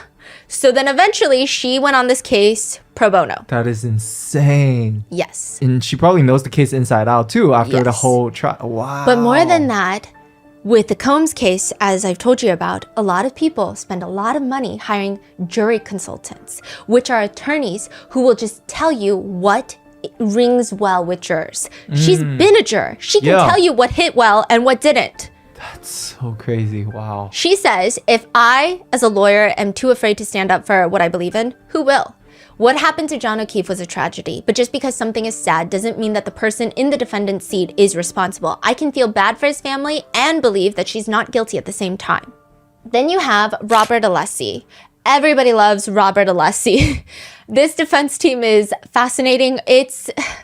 People love this defense team. I think with the Diddy case, Dream Team, yes, maybe a more high-powered Dream Team than Karen Reed's legal defense team, but they were not as lovable. Like, they were charismatic, but it was always with an undertone of like, ooh, gosh, oh no. Yeah. But this team, people love this team. I mean, there are thirst traps for this team. Every single they love them. Robert Alessi is a New York-based attorney. So he's in Boston for the whole second trial for this. And interestingly enough, he is a very random addition as well, considering his legal background is primarily in the environmental financial law field in New York City. So why is he suddenly in Boston fighting a murder trial? It has been reported that his daughter asked him to look into the case and that he was looking into it and he's like, oh, wait a minute, I know David Yannetti. He and I are besties. So then David Yannetti ends up calling him and is like, I need some advice. I need advice. You were a great trial attorney. Tell me something. And then he says, you know what? I want to join pro bono. Wow. So he goes in, getting paid nothing as well. Now, I know some people that are cynical are going to say, well, most law firms do require attorneys take on a certain percentage of pro bono cases. However, let's live in this land for a second, okay? I like this land. There are also 9 law clerks that joined the team for the second trial. They are also working pro bono for free. Second trial is a bit more fast-paced than the first one. Most of the McAlberts do not testify the second time around. The prosecution does not call them. Trooper Proctor does not testify the second time around. And even then, it doesn't stop the rather dumb testimonies provided by parties involved, such as when Jen McCabe can't answer any question at all about really anything and has a hard time showing that she does not have pure venomous hatred for the defense team. I mean, that I was woken up out of a dead sleep.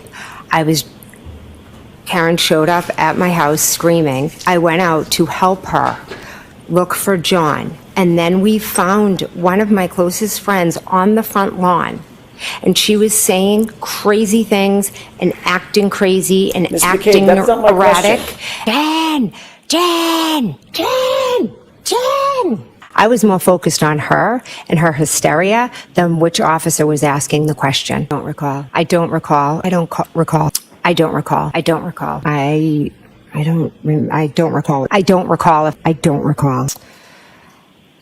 I don't recall. There are certain things I will never forget, Mr. Jackson. The minute I remembered, she said, I hit him, I hit him, I hit him. I called Officer Lank. I don't know why these people have such a hard time just not hating every single breathing person in the courtroom. Every single prosecutor's witness just seems like they're filled with hatred. It's so unlikable. It's hard to even resonate with anything they say. They're so defensive. They want to be smart Alex, but it comes off like, are you okay? Yeah. Gosh, it's like... I guess when you're shady, you just can be transparent and open about things. No. Or like the time Buchanan starts arguing that he doesn't know what certain words mean in the English language because he speaks 3 languages. So he asks Attorney Jackson if he can kindly hand him a Webster's dictionary. I'm sorry. English is like a third language for me. So if you can bring up the Webster's dictionary, I can read it out. And Attorney Jackson is like, are you fucking kidding me right now? You want a fucking dictionary? You want me to pull up the Webster's dictionary? You want to take a break real quick and pull up the Webster's dictionary to define a word that you used in an answer about 40 seconds ago? We're working off of a theory, quote unquote. You said it, not me. You want me to go get a dictionary so we can figure out for the jurors what that word means? Objection. And then they have a very tense standoff. I mean, there are a lot of ridiculous moments in both the trials combined, and we would probably be here for the next 10 weeks if I covered all of them. Attorney Jackson is also very upset and confused that Michael Proctor was not even called as a witness for the second trial by the Commonwealth. He says, you guys were so embarrassed of Michael Proctor, you couldn't even put him on the stand. I thought it was a glaring error on the Commonwealth's part to not call certain witnesses, including Brian Albert, Brian Higgins, Nicole Albert, Matt McCabe, and Chris Albert. They didn't want them to be subjected to a very vigorous cross-examination because the Commonwealth knew that they would not withstand it. And also, because Michael Proctor has been fired. President Patrick McNamara, which is the president of the State Police Association of Massachusetts, the union for the troopers, he threw his support behind Proctor, saying, our homicide detectives here in Massachusetts are arguably the best in the country. Our solve rate is indicative of that. At this point, it's just a matter of understanding your audience. That's the exact problem. Everyone is wondering if your solve rate comes from the fact that you just throw everyone in jail regardless of the evidence and then you look for nudes for them. Boasting about how great your solve rate is not what we want to hear right now. He does not read the room. He continues, Trooper Proctor has been the subject of personal attacks from the criminal defense attorneys and the media for doing their jobs. I respond again, nutbag, as Chief would say. She's got a leaky balloon knot. They did this work without favor. They follow the evidence. This is true in the case of the investigation of the death of Boston police officer John O'Keefe. Trooper Proctor has personally been defamed in the media and in court. We stand with you, Mike, as we do all state police detectives, which, if he has been defamed, hit everyone with the defamation lawsuit. Let's go. Just do it. That's crazy. He really should have just stayed quiet, okay? Because this is, I guess that's a little rich coming from someone who makes like 10-hour-long videos. Is there like any police officials that's coming out and exposing what's going on or even take a different stance? Because it seems like everyone's like backing each other. Has anybody say something? Briefly. And then they went back. Yeah, we're gonna get there. But soon after that, Patrick loses his re-election for the police trooper union, and I guess that's the nicest thing that could have happened to him. ABC News asks Trooper Proctor about getting fired. He says, I just remember dropping to my knees and laying on my lawn crying. I couldn't even talk. I was in complete hysterics, and I remember my mother being like, what? And I kind of gathered myself, and I'm like, they relieved me of duty. He starts tearing up, emotional about the hardest moments of his life. What really got me was my union rep came over to my house and picked up all my uniforms. And the one time I broke down was putting my Class A uniform. You go through a 6-month police academy and you're very proud to put on that uniform. That's tough. You're very proud to put that uniform on. That was tough. He says that. And he wants us to feel bad? Yes. I don't know any trooper that has been punished for personal text messages on their personal phone, let alone fired. Are these people okay? He continues. He thinks he got fired because of a text message. Not what he did. No. It's because of, I sent a little text. I got fired. Yeah. They were just found on my phone. Yeah. Have you ever text something?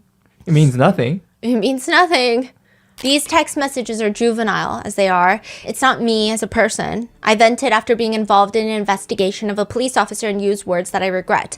People see those text messages and they instantly jump to a conclusion about you and that you must be biased, you must be a bad person, and I'm sure many other names. I could see how people make that leap because that's all they know about me. They don't know who I am. They don't know the kind of person that I am. They just see those text messages and they immediately just assume I'm a bad person. He has since appealed the firing. He says, I still love the job. I still want to be a trooper and I'm fighting for it. Kelly Dever is a Boston cop, which is the same force as Brian Albert and John O'Keefe. But she used to work for the Canton Police Department, specifically the night that there was a call made where John O'Keefe was found in the snow. So a former Canton cop. She walks up to the stand and she looks a lot younger than all the other officers. Is she the one that Sean Good called? Yes. To replace his position? Yes, in the dispatch. Yes. He's like, I gotta go. Yeah. She comes in, maybe mid-20s, late 20s. She gets up on the stand and she explains she was a patrol officer. She was working the night shift. She took over dispatch for Sean Good. And Attorney Jackson is asking her, when Sean Good instructed you to take over dispatch, explain what that meant. When Sergeant Good instructed you to take over dispatch, explain what that meant. It meant I walked inside and I sat down in a dispatch room. You're aware that Sallyport had a camera, a security camera. It would make sense because that's where we bring prisoners to drop them off. Well, more than just making sense, I'm asking you, do you recall that it had a camera that serviced the garage? It's where we brought prisoners, so there would be cameras, yes. Oh, context on Sallyport, it's the garage where Karen Reed's car was brought in and held in evidence. And people think that's where the evidence the taillight was taken apart and then brought to 34 Fairview and then scattered in the snow. And so it's very important. They revert the... Yes, inverted footage. Yeah. Oh my gosh, you're listening. Okay. So she's saying... It's where we brought prisoners, so there would be cameras, yes. Okay, you're saying there would be cameras. I'm asking you, were there cameras? According to the media, yes. I've seen the footage, so yes, there were cameras. The judge stops her and tells her, so I'm going to strike that, officer. You have to answer the question based on your own independent. And Kelly looks at Auntie Bev. If you don't have your own independent memories, that's fine, but you can't reference what you know from the media. Hold on. You have to answer the question based on your own independent. And if you don't have them, tell us. You can't reference what you know from the movie. All right. There were cameras in the Sallyport. She's making faces straight up. Yeah, she's 2 seconds away from fully rolling her eyes to look inside of her skull. Miss Dever, do you want to be here today? I have no relation to this case. I didn't ask you that. I asked you if you want to be here. Kelly Dever pauses before dramatically stating, I am put on the stand in a murder trial. I don't know why I'm here. I have no connection to this case. This is honestly a bit more hostile than some of the more important key witnesses. Her interactions with the defense team feel so scathing than even some of the more McAlberts, okay? Some of the McAlberts, they try to hide it, or some of the cops that are more heavily involved. But the confusing part in all of this is, in trial 2, she is not a prosecution witness. She is a defense witness. The defense called her to the stand to testify. Why? Because Officer Dever told FBI agents that she saw ATF Brian and Chief Berkowitz in Sally Port for a wildly long time near Karen Reed's car. What were they doing for a wildly long time in Sally Port near Karen Reed's car? That is crazy. So what are you saying? During the first trial, she's kind of like forced to speak? During the first trial, she was never called to the stand. So this attitude is from the second trial? Yeah. She was never called to the stand in the first trial. The second trial, she comes and she's huffing and puffing. And the defense is just trying to get her to relay her statements that she made to the FBI, which is, you told the FBI that they were near Karen Reed's car in Sally Port for a wildly long time. The defense is like, you have no idea why you're here? You've never talked to me. Nobody on the defense seems to talk to me since prior to the first trial, which she did not testify in. So I don't have any idea why I'm here. No clue whatsoever, as you sit here, why you might have been called to the stand. No. Are you uncomfortable testifying? No, it's part of my job. There is an indication that things are not going to go well because Jackson starts asking Kelly Dever, and you understand the oath. Yes, I do. What is the oath? The oath is to tell the truth. The whole truth and nothing but the truth, correct? Objection sustained. Did one of the monitors that you had looked at when you had access at the dispatch area, because remember, she took over dispatch and they have a monitor overlooking Sally Port, shows the video feed from the Sally Port garage. So as I already said, I don't remember where in dispatch the screen with the cameras was.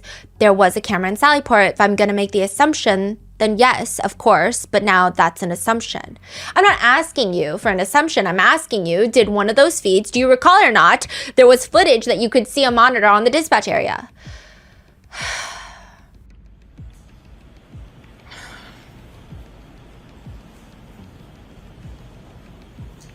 I'm going to go with yes? Look, I don't know what that means. So what do you mean? You're going to go with yes? Is your answer yes? Yes. Did you observe anything unusual that stood out in your mind that occurred, pardon me, in the Sally Port area where you were on that shift?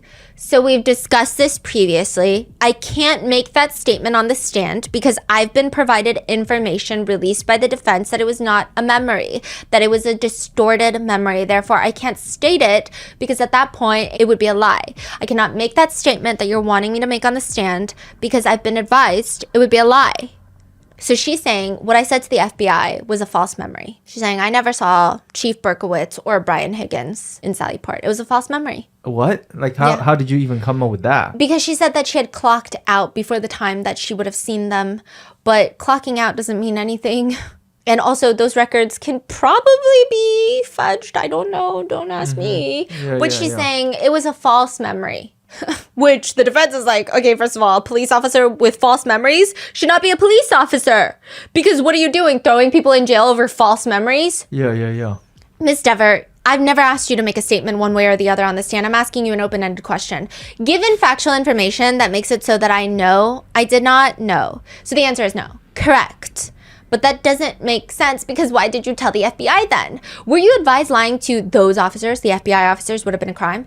So it was a willing conversation. I've spoken with their legal team because of the fact that I was providing factual information that showed a statement of mine was a false memory. It was not a lie. Therefore, I made it in good faith and I've retracted given information that it could not be accurate. Ms. Dever, did you understand my question? Yes, I did. You threatened to charge me with perjury during our phone call prior to the first trial if I didn't lie on the stand right now. I'm telling you, I did not see anything. Factually, I've been provided evidence by a timeline that it is not correct. Did they advise you of anything, any consequences for lying to them? To lying to FBI agents? Because the defense is saying it's so interesting that all these people, they're a little more accurate when they're talking to the feds, huh? Yeah. Because they know that they've got nobody in the feds and the feds don't care. The feds are going to arrest them. Not the feds don't care. The feds have also been the subject of a lot of corruption allegations. But in terms of when they're investigating this case, they don't really care. Did they advise you of any consequences? So we had a willing conversation. That's a yes or no. I don't recall. Okay, there's your answer. And again, it's like, are you shielding these witnesses? As a trained law enforcement officer, are you aware that it is a crime to lie to certain other law enforcement agencies? When you have intent to lie, yes. Did you tell those law enforcement agents on August 9th of 2023 you saw Brian Higgins and Chief Berkowitz go into Sally Port together and alone with Karen Reed's SUV for a wildly long time? For a wildly long time. That was my recollection at the time. So you did say that? At the time, that is what I recollected. Okay.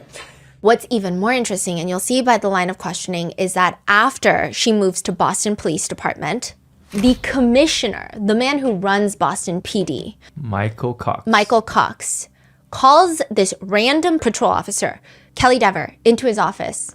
And then she recants her statement. Oh my God. She calls the FBI and is like, so and you I say provide Boston has like thousands of police, right? 3,000 officers, and it's very rare that the commissioner talks to anyone, especially not on a detective level. Yeah. She's just a patrol officer. Wow.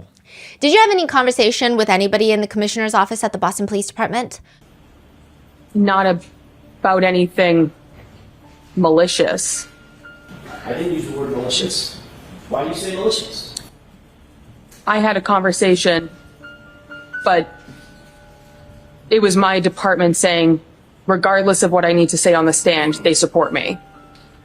So everyone thinks this whole thing is weird, especially weirder when given the fact that Michael Cox, he is interviewed by a reporter later, and he's kind of thrown off guard. He's like, did you talk to Kelly Dever about her statement? And he says, I don't even know Karen Reed. I've got nothing to do with Karen Reed's case. I don't know anything about the Karen Reed case. I have nothing to do with Karen Reed. Matter of fact, I didn't even know this person was associated with the Karen Reed case. It's much to do about nothing. I have no idea what they're talking about with Karen Reed. It had nothing to do with Karen Reed. I have nothing to do with Karen Reed. And everyone's like, that's crazy, because what do you mean? The officer that is deceased involving Karen Reed's case is a Boston police officer. Yes. What do you mean you know nothing of the Karen Reed case? And the defense is saying, you told us, Kelly Dever. A year ago, when you talked to us, the defense, did you tell us that you were called up to the commissioner's office and he told you two things? Number one, the department supports you, Officer Dever, and do the right thing. Boston Police Department supports you, and Officer Dever, do the right thing. So he said my name correctly. He said Dever, and That's my mistake. He said nothing with the intent of guiding me one way or the other. Just full of attitude, huh? Yeah. At one point, when she's trying to say, I don't remember a question, she says, just like how you don't remember my name, I don't recall. Like you can't remember my name, I don't remember. That is wild. Yeah. So is she the one that you're talking about? Like she kind of told what happened and then she took it back? Yeah. Netizens have dug up that there seems to be some distant familial connection between the Dever family and the McCabe's. There seems to be some sort of marriage between Kelly Dever and Matt McCabe's side of the family. It's definitely not good. She also accuses one of the male defense attorneys of threatening to charge her with perjury. And she said that they became very aggressive. And so Jackson is like, a male voice on the phone threatened to charge you with perjury? Yes. You're a police officer, correct? Yes. Who charges people with crimes? In the end, it's going to go through the court system. So the DA, have you ever seen a defense attorney charge anybody with a crime? Personally, no. Fact of the matter is, nobody ever threatened you with perjury, did they? They did. I contacted the FBI regarding it. Oh, did you? I did. Do you have a report from the FBI saying that you reported that someone on the Karen Reed defense team threatened to charge you, your words, with perjury? You have a report to that effect? No. No. But we were looking for the truth. Which I gave you, yes. Did you also say on that phone call something to the effect of, I know you're going to tear me a new one? That's what you're trying to do, so yes. Actually, what you said was, you're going to tear me a new asshole, didn't you? I don't recall that, so that's putting words in my mouth. But you do remember saying something to the effect of, I know you're going to tear me a new one, right? Yes. Okay. What is going on? Yeah. These people are... Yes, so now it's become a thing where David Yannetti, the only way he can describe it is, John O'Keefe is a Boston cop. I mean, that tells you all you need to know. The blue wall went up, and Karen Reed is on the outside of the blue wall. She's an outsider. It just seems like a lot of it is not even corruption. I mean, it is, but a lot of it is not even like, I want to protect Brian Albert. I want to protect the McAlberts. It just seems more so, that's just the way it works. This is how we run things. But one of the biggest problems in this case is even the accident reconstructionists for both sides are, well, the fact is nobody knows exactly where John's body was found, right? During the first trial, the prosecution calls up their expert crash reconstructionist, Trooper Paul. He states that Karen hit John with her car, and it all makes sense due to physics. Trooper Paul states that John was hit by the SUV and flew 30 feet. Then when the SUV hit him, he projected forward and then to the left and then to the front yard to his final resting place. If you're confused, it's because it's confusing. Nobody can understand what he's saying happened when the car hit John O'Keefe. And more, like I said, in this case, it's more the fact that he didn't get 100%, like his center of mass didn't strike the vehicle, so he would not have been thrown 100% of the vehicle speed post-impact. His right side would have sustained the vehicle speed, and that would cause him to spin out, as opposed to traditional forward projection. If he was right there in the middle of the vehicle, he would have got projected forward, and he would have sustained, his full body would have sustained the vehicle speed. Basically, Trooper Paul's version of events show John O'Keefe doing almost a ballerina spin. He gets sideswiped by the taillight. His arm stays there. The taillight shatters on impact, but no bruises or broken bones on his arm. That took the brunt of the impact of this massive SUV. And then his arm kind of stays there for the taillight to then kind of sideswipe him again, causing those crazy abrasions. And then that causes him to propel in like a spin ballerina projected somewhere around the idea of 30 feet until he lands in the grass. And I know that I'm being very animated with this, and it's because in the whole trial, that's how it is. He's being animated, and Attorney Jackson, to bring it home, he's like doing a spin in court. So you're like, so this is what you're telling me happened. He does a pirouette and flies 30 feet to his final point of rest. Because I think the only way to see how ridiculous it is to show the animation of what he's saying happened. Even Trooper Paul seems very unsure of his own testimony, and this is where I think a lot of people say, maybe it's not all around corruption, maybe it's also a mix of incompetence. I will say, the defense, the minute that the cross-examination begins, they really don't even need to argue the nitty-gritty of everything he claims, because they just argue his credentials. Jackson questions him, "Sir, do you hold any degrees in the scientific discipline of mathematics?" "I do not." "Do you hold any degrees in the scientific discipline of physics?" "I do not." "Hold any degrees in the scientific discipline of biomechanics?" No. How about in kinematics? No. What's the highest degree that you do hold, sir? I have an associate's degree. In what? Administration of justice. What's another word for rate of velocity? The rate of velocity? Correct. I mean, it deals with motion. It deals with forward, and also deals with speed. It deals with travel and speed. If something's moving, it also has a speed to it. Right. The word you're looking for is acceleration, correct? Sure. What role does acceleration play in the field of kinematics? What role does acceleration play in kinematics? Right. It talks about, like you just said, it talks about the speed and talks about motion. What's the difference between constrained and unconstrained motion? Constrained and unconstrained motion? That's what I asked. Constrained motion. I can't recollect at the moment. Constrained motion is motion on a predetermined path, isn't it? Yes. Unconstrained motion is what? When it doesn't have a predetermined path? Free movement, correct? Correct. You couldn't remember that from your class? For the most part, we don't go that in depth, constrained and unconstrained. Constrained and unconstrained, not restrained. That's what I said. Sorry, unconstrained. Yes. The defense also brings up the fact that Trooper Paul testified that when someone is hit by something, whatever they have in their hand, they lose it. But John O'Keefe held onto his cocktail glass while being projected 30 feet. Trooper Paul responds, "I don't know. I mean, it just could have been with him the whole way. I don't know. I wasn't there, so I don't know how the glass stayed with his body and went with him to the final rest." So we know that you weren't there, but if you don't know, who knows? At certain points, Trooper Paul makes no sense, and he clearly sounds very nervous. He will say things like this to the defense attorney. I know, I'm just saying, you asked me, you said why this, I'm just responding to what you said. And trying to make sure you understand what I'm saying. No, I don't, but I'll ask another question. Another questionable part is the defense points out that John's phone was found underneath his body, to which Trooper Paul is asked, if the cell phone was found under his torso, under his body, what's your theory on how that cell phone ended up flying 30 feet with him? It just did. It just did. And somehow, as he landed, he tucked that cell phone underneath his body so that he landed on top of it. It just did. That's the evidence at the scene. I didn't put the evidence there. Well, you didn't. Objection. Sustained. Cell phone in one hand, cup in the other hand, flew through the air, right? Objection sustained. Defense attorney Jackson accuses Trooper Paul of having confirmation bias, to which Trooper Paul says he can't definitively say what confirmation bias even really means. Have you ever heard of the phrase confirmation bias? I know the phrase, yes. You know what it means? I can't definitely say what it means. Trooper Paul states that he came to the final resting spot of John O'Keefe by way of Gallagher telling him where John O'Keefe was found. But remember, Gallagher never saw where John's body was found. All in all, I think the only takeaway from Trooper Paul's testimony is that he has no clue what he's talking about. We have no clue what he's talking about. Nobody has any clue what Trooper Paul is talking about. At one point, he says, like, there are certain calculations that you can do, you know, based on distance, and it's based on miles per hour and the speed of the vehicle and the striking of the vehicle and stuff. The defense is like, what did you mean by and stuff? What did you mean by stuff? I don't know.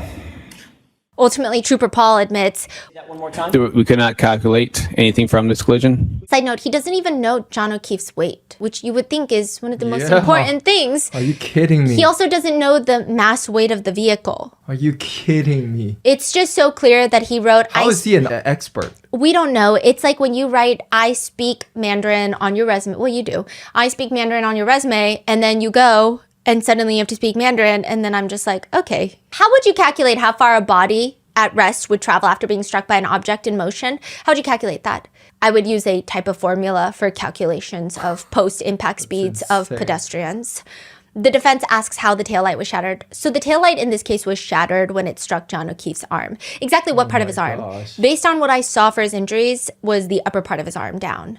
Trooper Paul states that it would have been out, elbows out, then the full mass, you know, and then it got hit. Yeah. He really doesn't know what he's talking about. If he flew like 30 feet, it's very easy to calculate the force needed to reach that kind of distance. But even just the arm?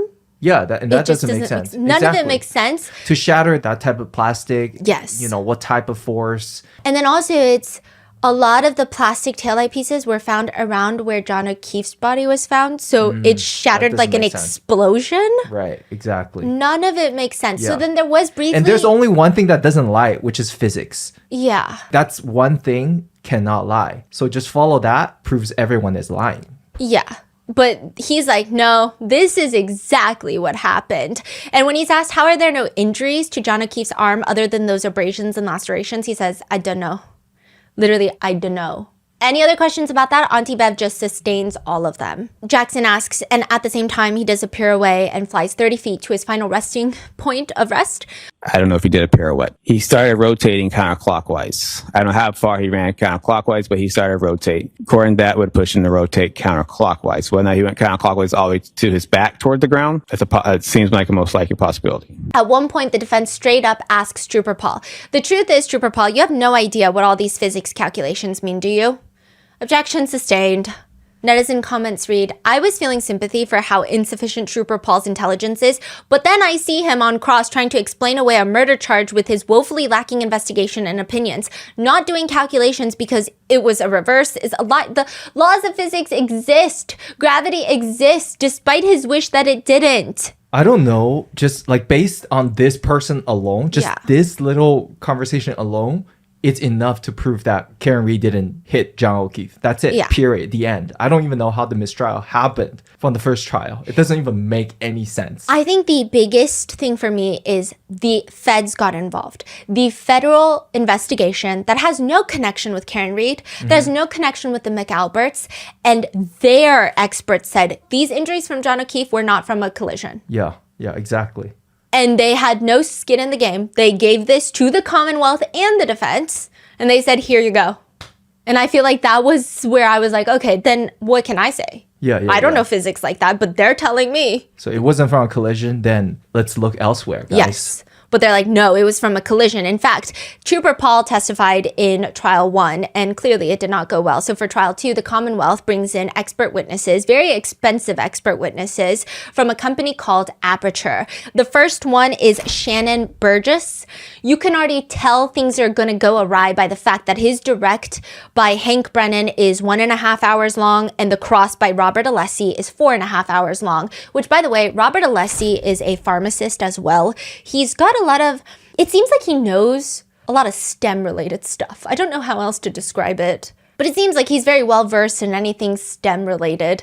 Shannon Burgess says that he found a new computer chip in Karen Reed's SUV that hasn't been previously analyzed, and he used that data to calculate the time difference between Karen Reed's SUV and John O'Keefe's cell phone, and he found the variance. And then he's just saying, you know, the time adds up to when Karen Reed made a 3-point turn and when John O'Keefe's phone was used for the last time, and that is why he believes that she was the one that killed him on impact. When the cross-examination starts, when it starts with these types of questions, you just know it's not the type of cross that you want to be on the receiving end of. Alessi has this look of, good afternoon, Mr. Burgess. People know Alessi, and people say this man is about to do something that Burgess is not going to like. He brings up his CV. CV cover? Yeah. And it says that he is currently pursuing a bachelor's degree. But interestingly enough, on the Aperture official website, his bio states that he has a BS in mathematics and business administration, not currently pending or pursuing, just has it. You do not have a Bachelor of Science in mathematics and business administration, do you? No, I do not. He also puts it in his LinkedIn. But also, he hasn't gotten his degree for that, or nor is he actively pursuing it. So is he just like lying on the Aperture website and his LinkedIn? The defense brings up another resume, and this time again, it says Bachelor of General Science in Mathematics and Business Administration, University of Alabama, 2022. All Burgess can say about that is what it states, but this resume, there are a number of errors in that. Correct. So let's go on. This is the third example. Am I correct, sir? It has errors or outdated information. Well, when you say outdated, how is it that you can call a date outdated next to something you don't possess? Either you have a Bachelor of Science degree or you don't. I have represented that I do not have a bachelor's degree. But to make matters worse, the degree that he claimed to have doesn't even exist at the University of Alabama. He's asked. So you would agree that there's not even a degree called Bachelor of General Science in Mathematics and Business Administration offered at the University of Alabama, correct? Correct. If I did the math correctly, sir, you've been pursuing a Bachelor of Science degree for 17 years, correct? That is correct. And you have not obtained it as you sit here today? That is correct.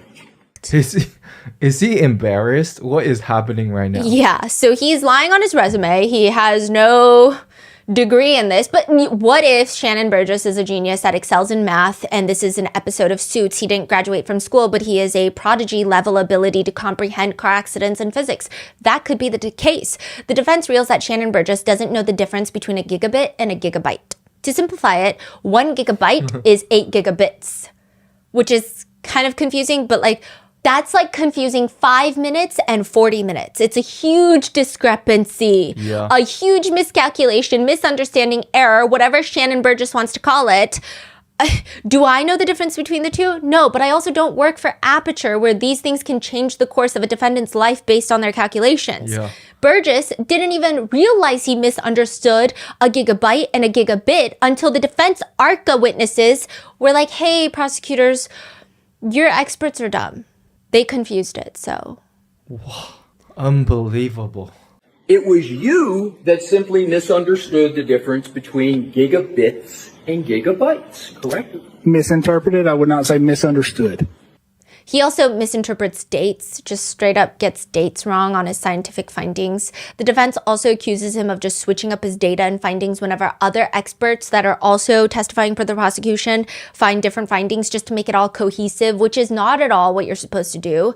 And side note, the redirect for the prosecution does not save this testimony, because this cross-examination is 4.5 hours long, and it's brutal. Very brutal. It just makes it goofier. All Hank Brennan can do is ask Burgess, is a bachelor's degree a prerequisite of success in a particular field? No, it is not. You ever hear of Bill Gates? Yes. Stephen Jobs? Yes. Oprah Winfrey? Sustained. crimes. Oh my gosh. Oprah Winfrey, objection, sustained. Then you have the other aperture expert, who I guess I decided last night at like 3 a.m. he doesn't deserve a spot on this wall. Okay, but he's just he's the blue man. The blue man? Print the blue man, but he's the blue man. Robert Alessi is also the one doing this. I will say, Robert Alessi, I don't think anyone expected him to do these types of crosses. I feel like he knows more about physics than the aperture witnesses. He looks like he would know. Yeah, he's people call him like the nerdy hot guy type. He looks like a scientist more than a lawyer. Yeah, which makes him an incredible lawyer. And Dr. Welcher is a lot. He says, Good morning, Dr. Welcher. Good morning. We haven't been formally introduced. Your whole name? Robert Alessi, sir. Robert Lessie. Nice to meet you. Nice to meet you.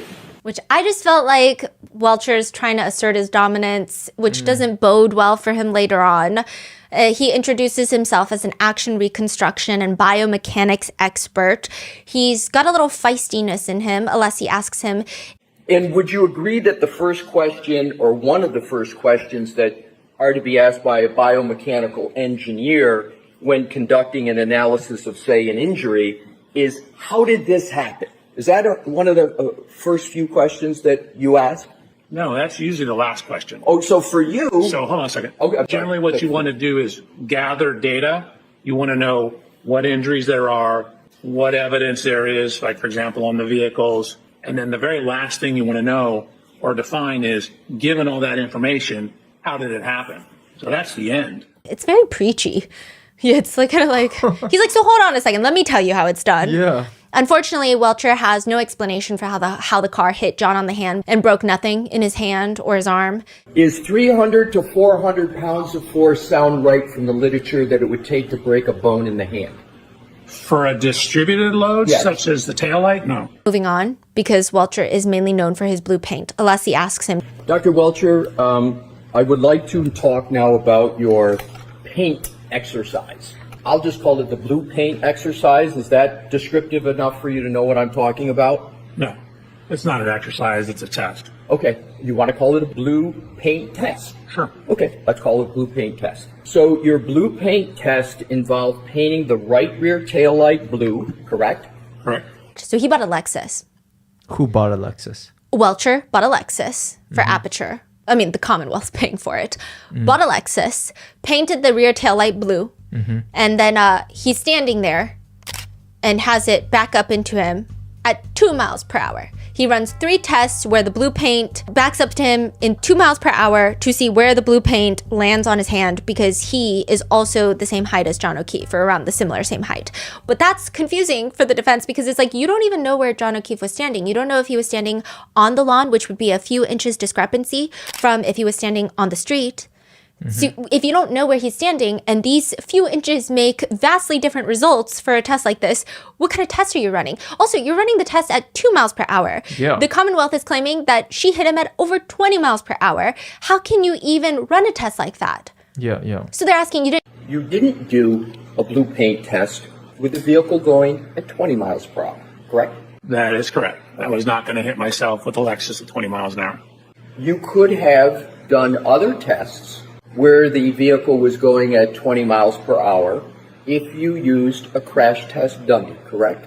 Welcher gives a lengthy explanation of why he didn't do that, but it just sounds like why you didn't do your homework. It doesn't really make that much sense. Alessi is so over Welcher. He just tells Welcher, you don't have the point of impact. You don't know where in the road there was impact. You don't have anything. The purpose of your blue paint test was, quote, the focal point is what? So that was the focal point of that test. The focal point of the purpose of that test was to show the contact width and location of how someone of Mr. O'Keefe's height, which happens to be me, contacts, and where it would contact where the broken taillight was. So no, that was the focal point of the testing. That's why I did the testing. That's why we're calling it paint transfer testing. Okay, so his test is trying to show that John O'Keefe's arm broke the taillight. But that's not the test. The test is it just touched the taillight. Because you can't prove it broke the taillight if you don't test at the speed. Yeah. And it Exactly. Yeah, put a dummy there and but something. At one point, he gets very aggressive and he just argues, It's certainly possible. It's possible it could have shot off into space as an engineer, but not probable. Oh, you think it's possible that it could have been shot off into space, sir? As an engineer, it's a possibility. It's a possibility that Absolutely. this Lexus could have been shot off into space. Highly, highly unlikely. But Right. again, you're asking an engineer about possibilities and probabilities. Let's get back to reality. netizens are commenting, apparently this guy thinks that John's arm blew up the taillight into 47 pieces without breaking a single bone. He couldn't answer a yes or no question if asked if it's sunny outside right now. This clown did his own 2-mile-per-hour crash, did ridiculous paint tests, and admits that engineering has thousands of possibilities, including launching the Lexus into space. Another one says basically they're doing costume changes, lying on the stand, and finger painting to get paid by taxpayers, which they're getting paid a lot. The Commonwealth paid nearly $400,000 to Aperture for the testing. Whoa. And it was dumb. Like, yes. The test was useless. Useless. Which brings us to the defense witnesses, Dr. Daniel Wolf and Dr. Andrew Rent. And they are called Crash Daddy. Mainly, Dr. Wolf is called Crash Daddy. He's Honorable Crash Daddy number 2. And there was a whole ordeal that Hank Brennan was fighting tooth and nail to make sure that they don't come in for the second trial. It was a whole thing. They bring in ARCA, the 2 Crash Daddies. Now, ARCA was originally hired by the FBI, and they are a formal accident reconstruction company that are hired by law firms that work primarily with car insurance companies, insurance carriers, and they also have multiple contracts with the Department of Defense, the DoD, for accident reconstructions. Their CVs filled to the brim. Like, if anybody knows anything about car accidents, they know, and we know they know because the prosecutors could not question their CVs. Yeah, and it sounded like they are the people to hire for something like this. Ask the expert. Here's the expert. Yes. But the prosecutor never reached out to like a formal, official... Aperture is supposed to be. Okay. Yeah. I think netizen speculation is that they had to reach out to Aperture, or a company that maybe some people subjectively, in their opinion, think is not as reputable as ARCA, because ARCA would probably not lie. And ARCA is perhaps too smart. And ARCA would tell you straight up, which is what they do on the stand. They both state John's injuries are inconsistent with the crash. Dr. Wolf states it's his job to, quote, and this is going to be a breath of fresh air compared to the Aperture witnesses, he's very likable on the stand. Both of them are. I think a simple definition in my mind would be the application of physics, engineering science, and mathematics to collision events. I always like to think of it as if you open up a puzzle box and you dump the pieces out, and you've got a bunch of pieces, and you're trying to piece together the evidence to see how everything fits to get a clear picture. Unlike any of the prosecution witnesses, he says, back in 2012, I received a Bachelor of Science in Engineering from James Madison University, along with a minor in mathematics. Some of my courses while at JMU included courses in physics, statics, dynamics, kinematics, material science, along with your other engineering sciences. Subsequent to my undergraduate degree, I then went on to the University of Delaware to pursue my PhD in electrical and computer engineering with a concentration in electromagnetics and photonics. In addition to my undergraduate degree and my PhD, I've continued to take courses through Northwestern University in crash reconstruction. Some of those courses have included human factors, lighting. I've taken courses on electronic vehicle data, photogrammetry, three-dimensional laser scanning. So I've continued to take courses subsequent to graduating. Yeah. Right off the bat, they sound a lot more credible. They also, yes. Are you saying both of these were also in trial 1? Yes. And they try to get them banned from trial 2. That is crazy. Even with that, there's still questions? Yeah. And they ran a lot of tests. So instead of just like rubbing blue paint on a taillight, they ran multiple experiments to see what would happen when a taillight collides at various speeds with a dummy arm. To which the Crash Daddies state, based on the test results, the damage is inconsistent with striking an arm. They also tried to do an experiment where, because he had a cocktail glass in his hand that shattered, they got a cocktail glass projectile. So you literally built a cannon? Yeah, it's pretty awesome. Basically like a gun that shoots a cocktail glass at a taillight. Yes, to see if the taillight shatters and where the cocktail glass pieces land, where the taillight pieces land. That also does not show that John was hit by this car. Okay, I see. They're trying to prove that maybe the cocktail glass shattered the tail light. But again, that was inconsistent with the scene. So they're not even just trying to prove one thing, they're just trying to go down the line. And they're like, literally nothing. Yeah. Like nothing. At one point, the only thing that the prosecution can do with the ARCA experts, because honestly, they're experting, the only thing that they can do is try to say that they're too friendly with the defense team. They're too friendly with the defense team because the defense team is like, hey, these weren't really even our hired experts in trial one. They did eventually get hired and they were only paid like $23,000, which is a lot of money, but they were probably way under what they were paid by the FBI. So when they testified for trial one, they didn't have to testify. The FBI already paid them. They did their job.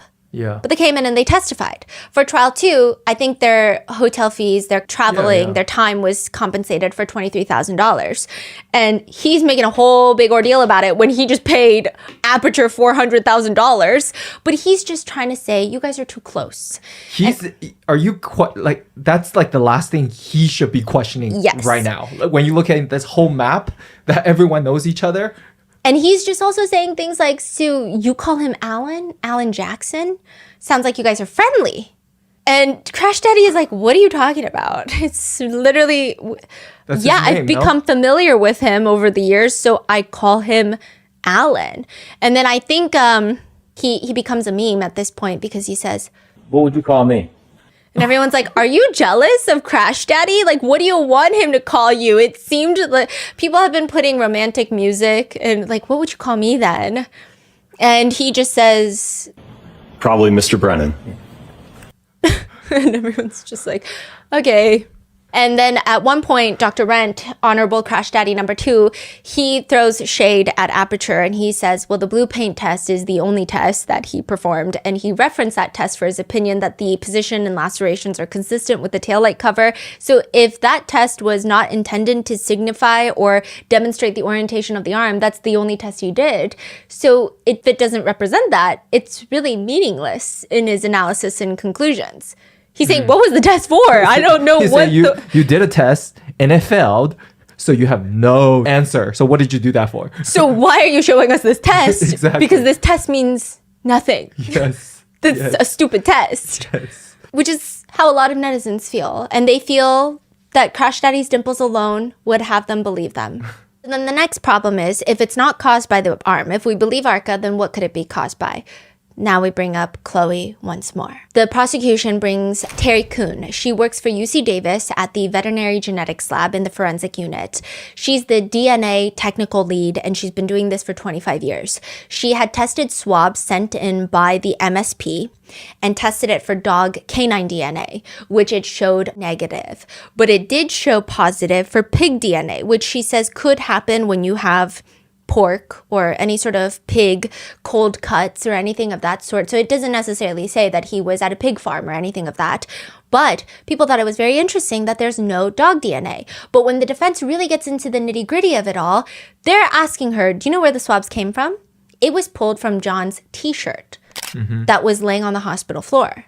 So there's a lot of questions of that, and the defense is just saying just because there was no dog DNA does not mean anything. In fact, dog DNA should have been taken from the arm. Like any swab should have been taken from John O'Keefe's arm. And even then, if those are claw marks, it would have been very difficult to find dog DNA because usually you need saliva to indicate these animal DNA factors.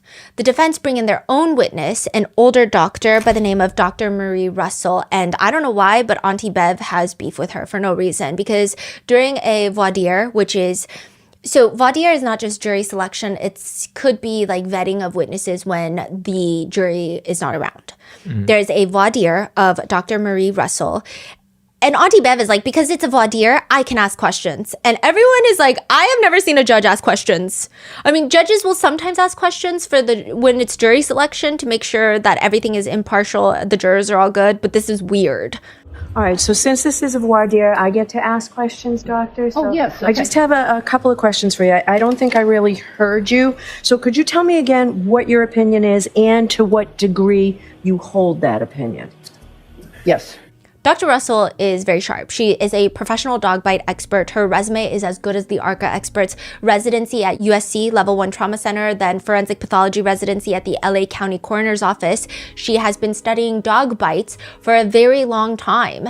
She has probably seen maybe 1,000 dog bites. And she says, I believe that these injuries were sustained by an animal, possibly a large dog, because of the pattern of the injuries. Fascinating. yes. And a lot of people online say, hey, guys, I'm not an expert, but I've been bitten by a dog. I've been clawed at by a dog. And look, also people say that there are rumors that Chloe was supposed to be a canine dog in training, but failed out of the academy. And canine dogs are trained to bite the arm, you know, when they have those marshmallow arms. So it's very interesting that it's only one arm and she's allegedly bit on very strongly. The only rebuttal that the Commonwealth has to Dr. Russell's testimony is that bite analysis science is pseudoscience. I agree, but hold on. They're conflating two different things.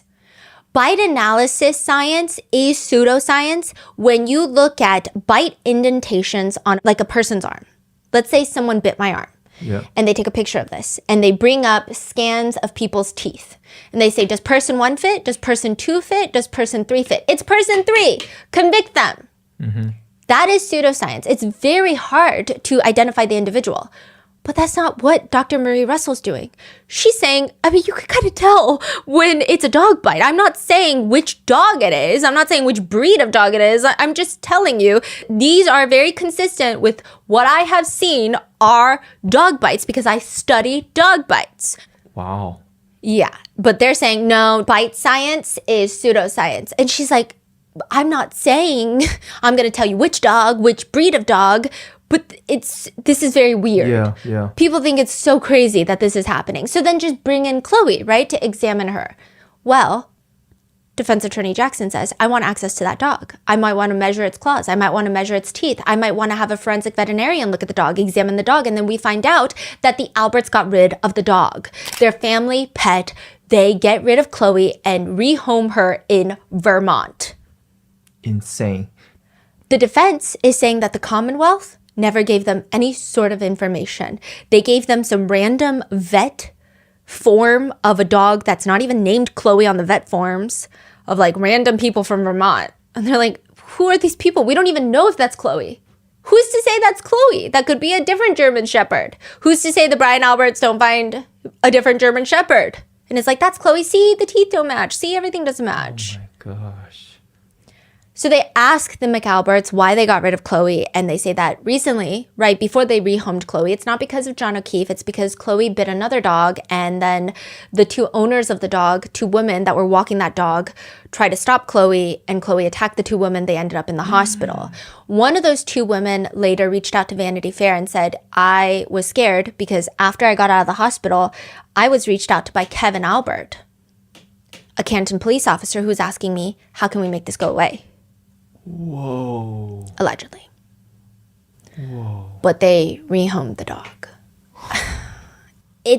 I think this is one of those cases where I'm getting very confused because a lot of the information seems like it's not subjective. A lot of the digital forensic information of how long to die in the cold should not be subjective. The crash experts should not be subjective, but somehow everything has become subjective. Everything has become, will you believe this party or this party? But I thought digital forensics, physics were typically objective things in the court of law. So this case hates her and her new best friend, Jen McCabe. She says, I don't know why they're making Jen McCabe a villain. All she did was answer the same phone call I did. Karen called her. She didn't call Karen. It's so stupid and bizarre. We put our asses on the line for 3.5 years, 2 trials to help the state of Massachusetts. And you're not going to help us when we're being harassed? It's not worth it to put my family through that ever again and not be protected at all. It's absolutely sick. The jury pool was completely tainted is all I can say. Yeah. Brian Albert and his family have released a statement of their own.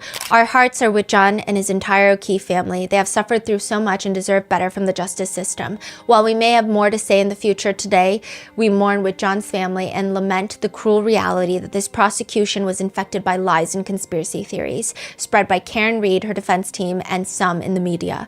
The result is a devastating miscarriage of justice. ATF Brian Higgins has remained quiet, except there are rumors and sources floating around the internet that he was seen drunk at a bar where he was telling a buddy of his, "All I did was pull the dog off." We don't know if this is true. This could be completely a made-up lie.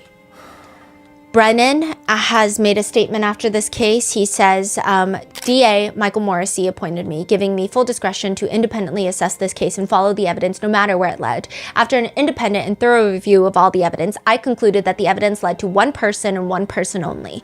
Neither the closed federal investigation nor my independent review led me to identify any other possible suspect or person responsible for the death of John O'Keefe. The campaign of intimidation and abuse that has been waged, funded, and promoted in public and on social media is the antithesis of justice.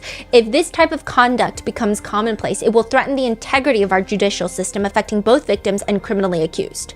Jackson states, the Commonwealth would rather simply condemn the jury in its fair and lawful verdict.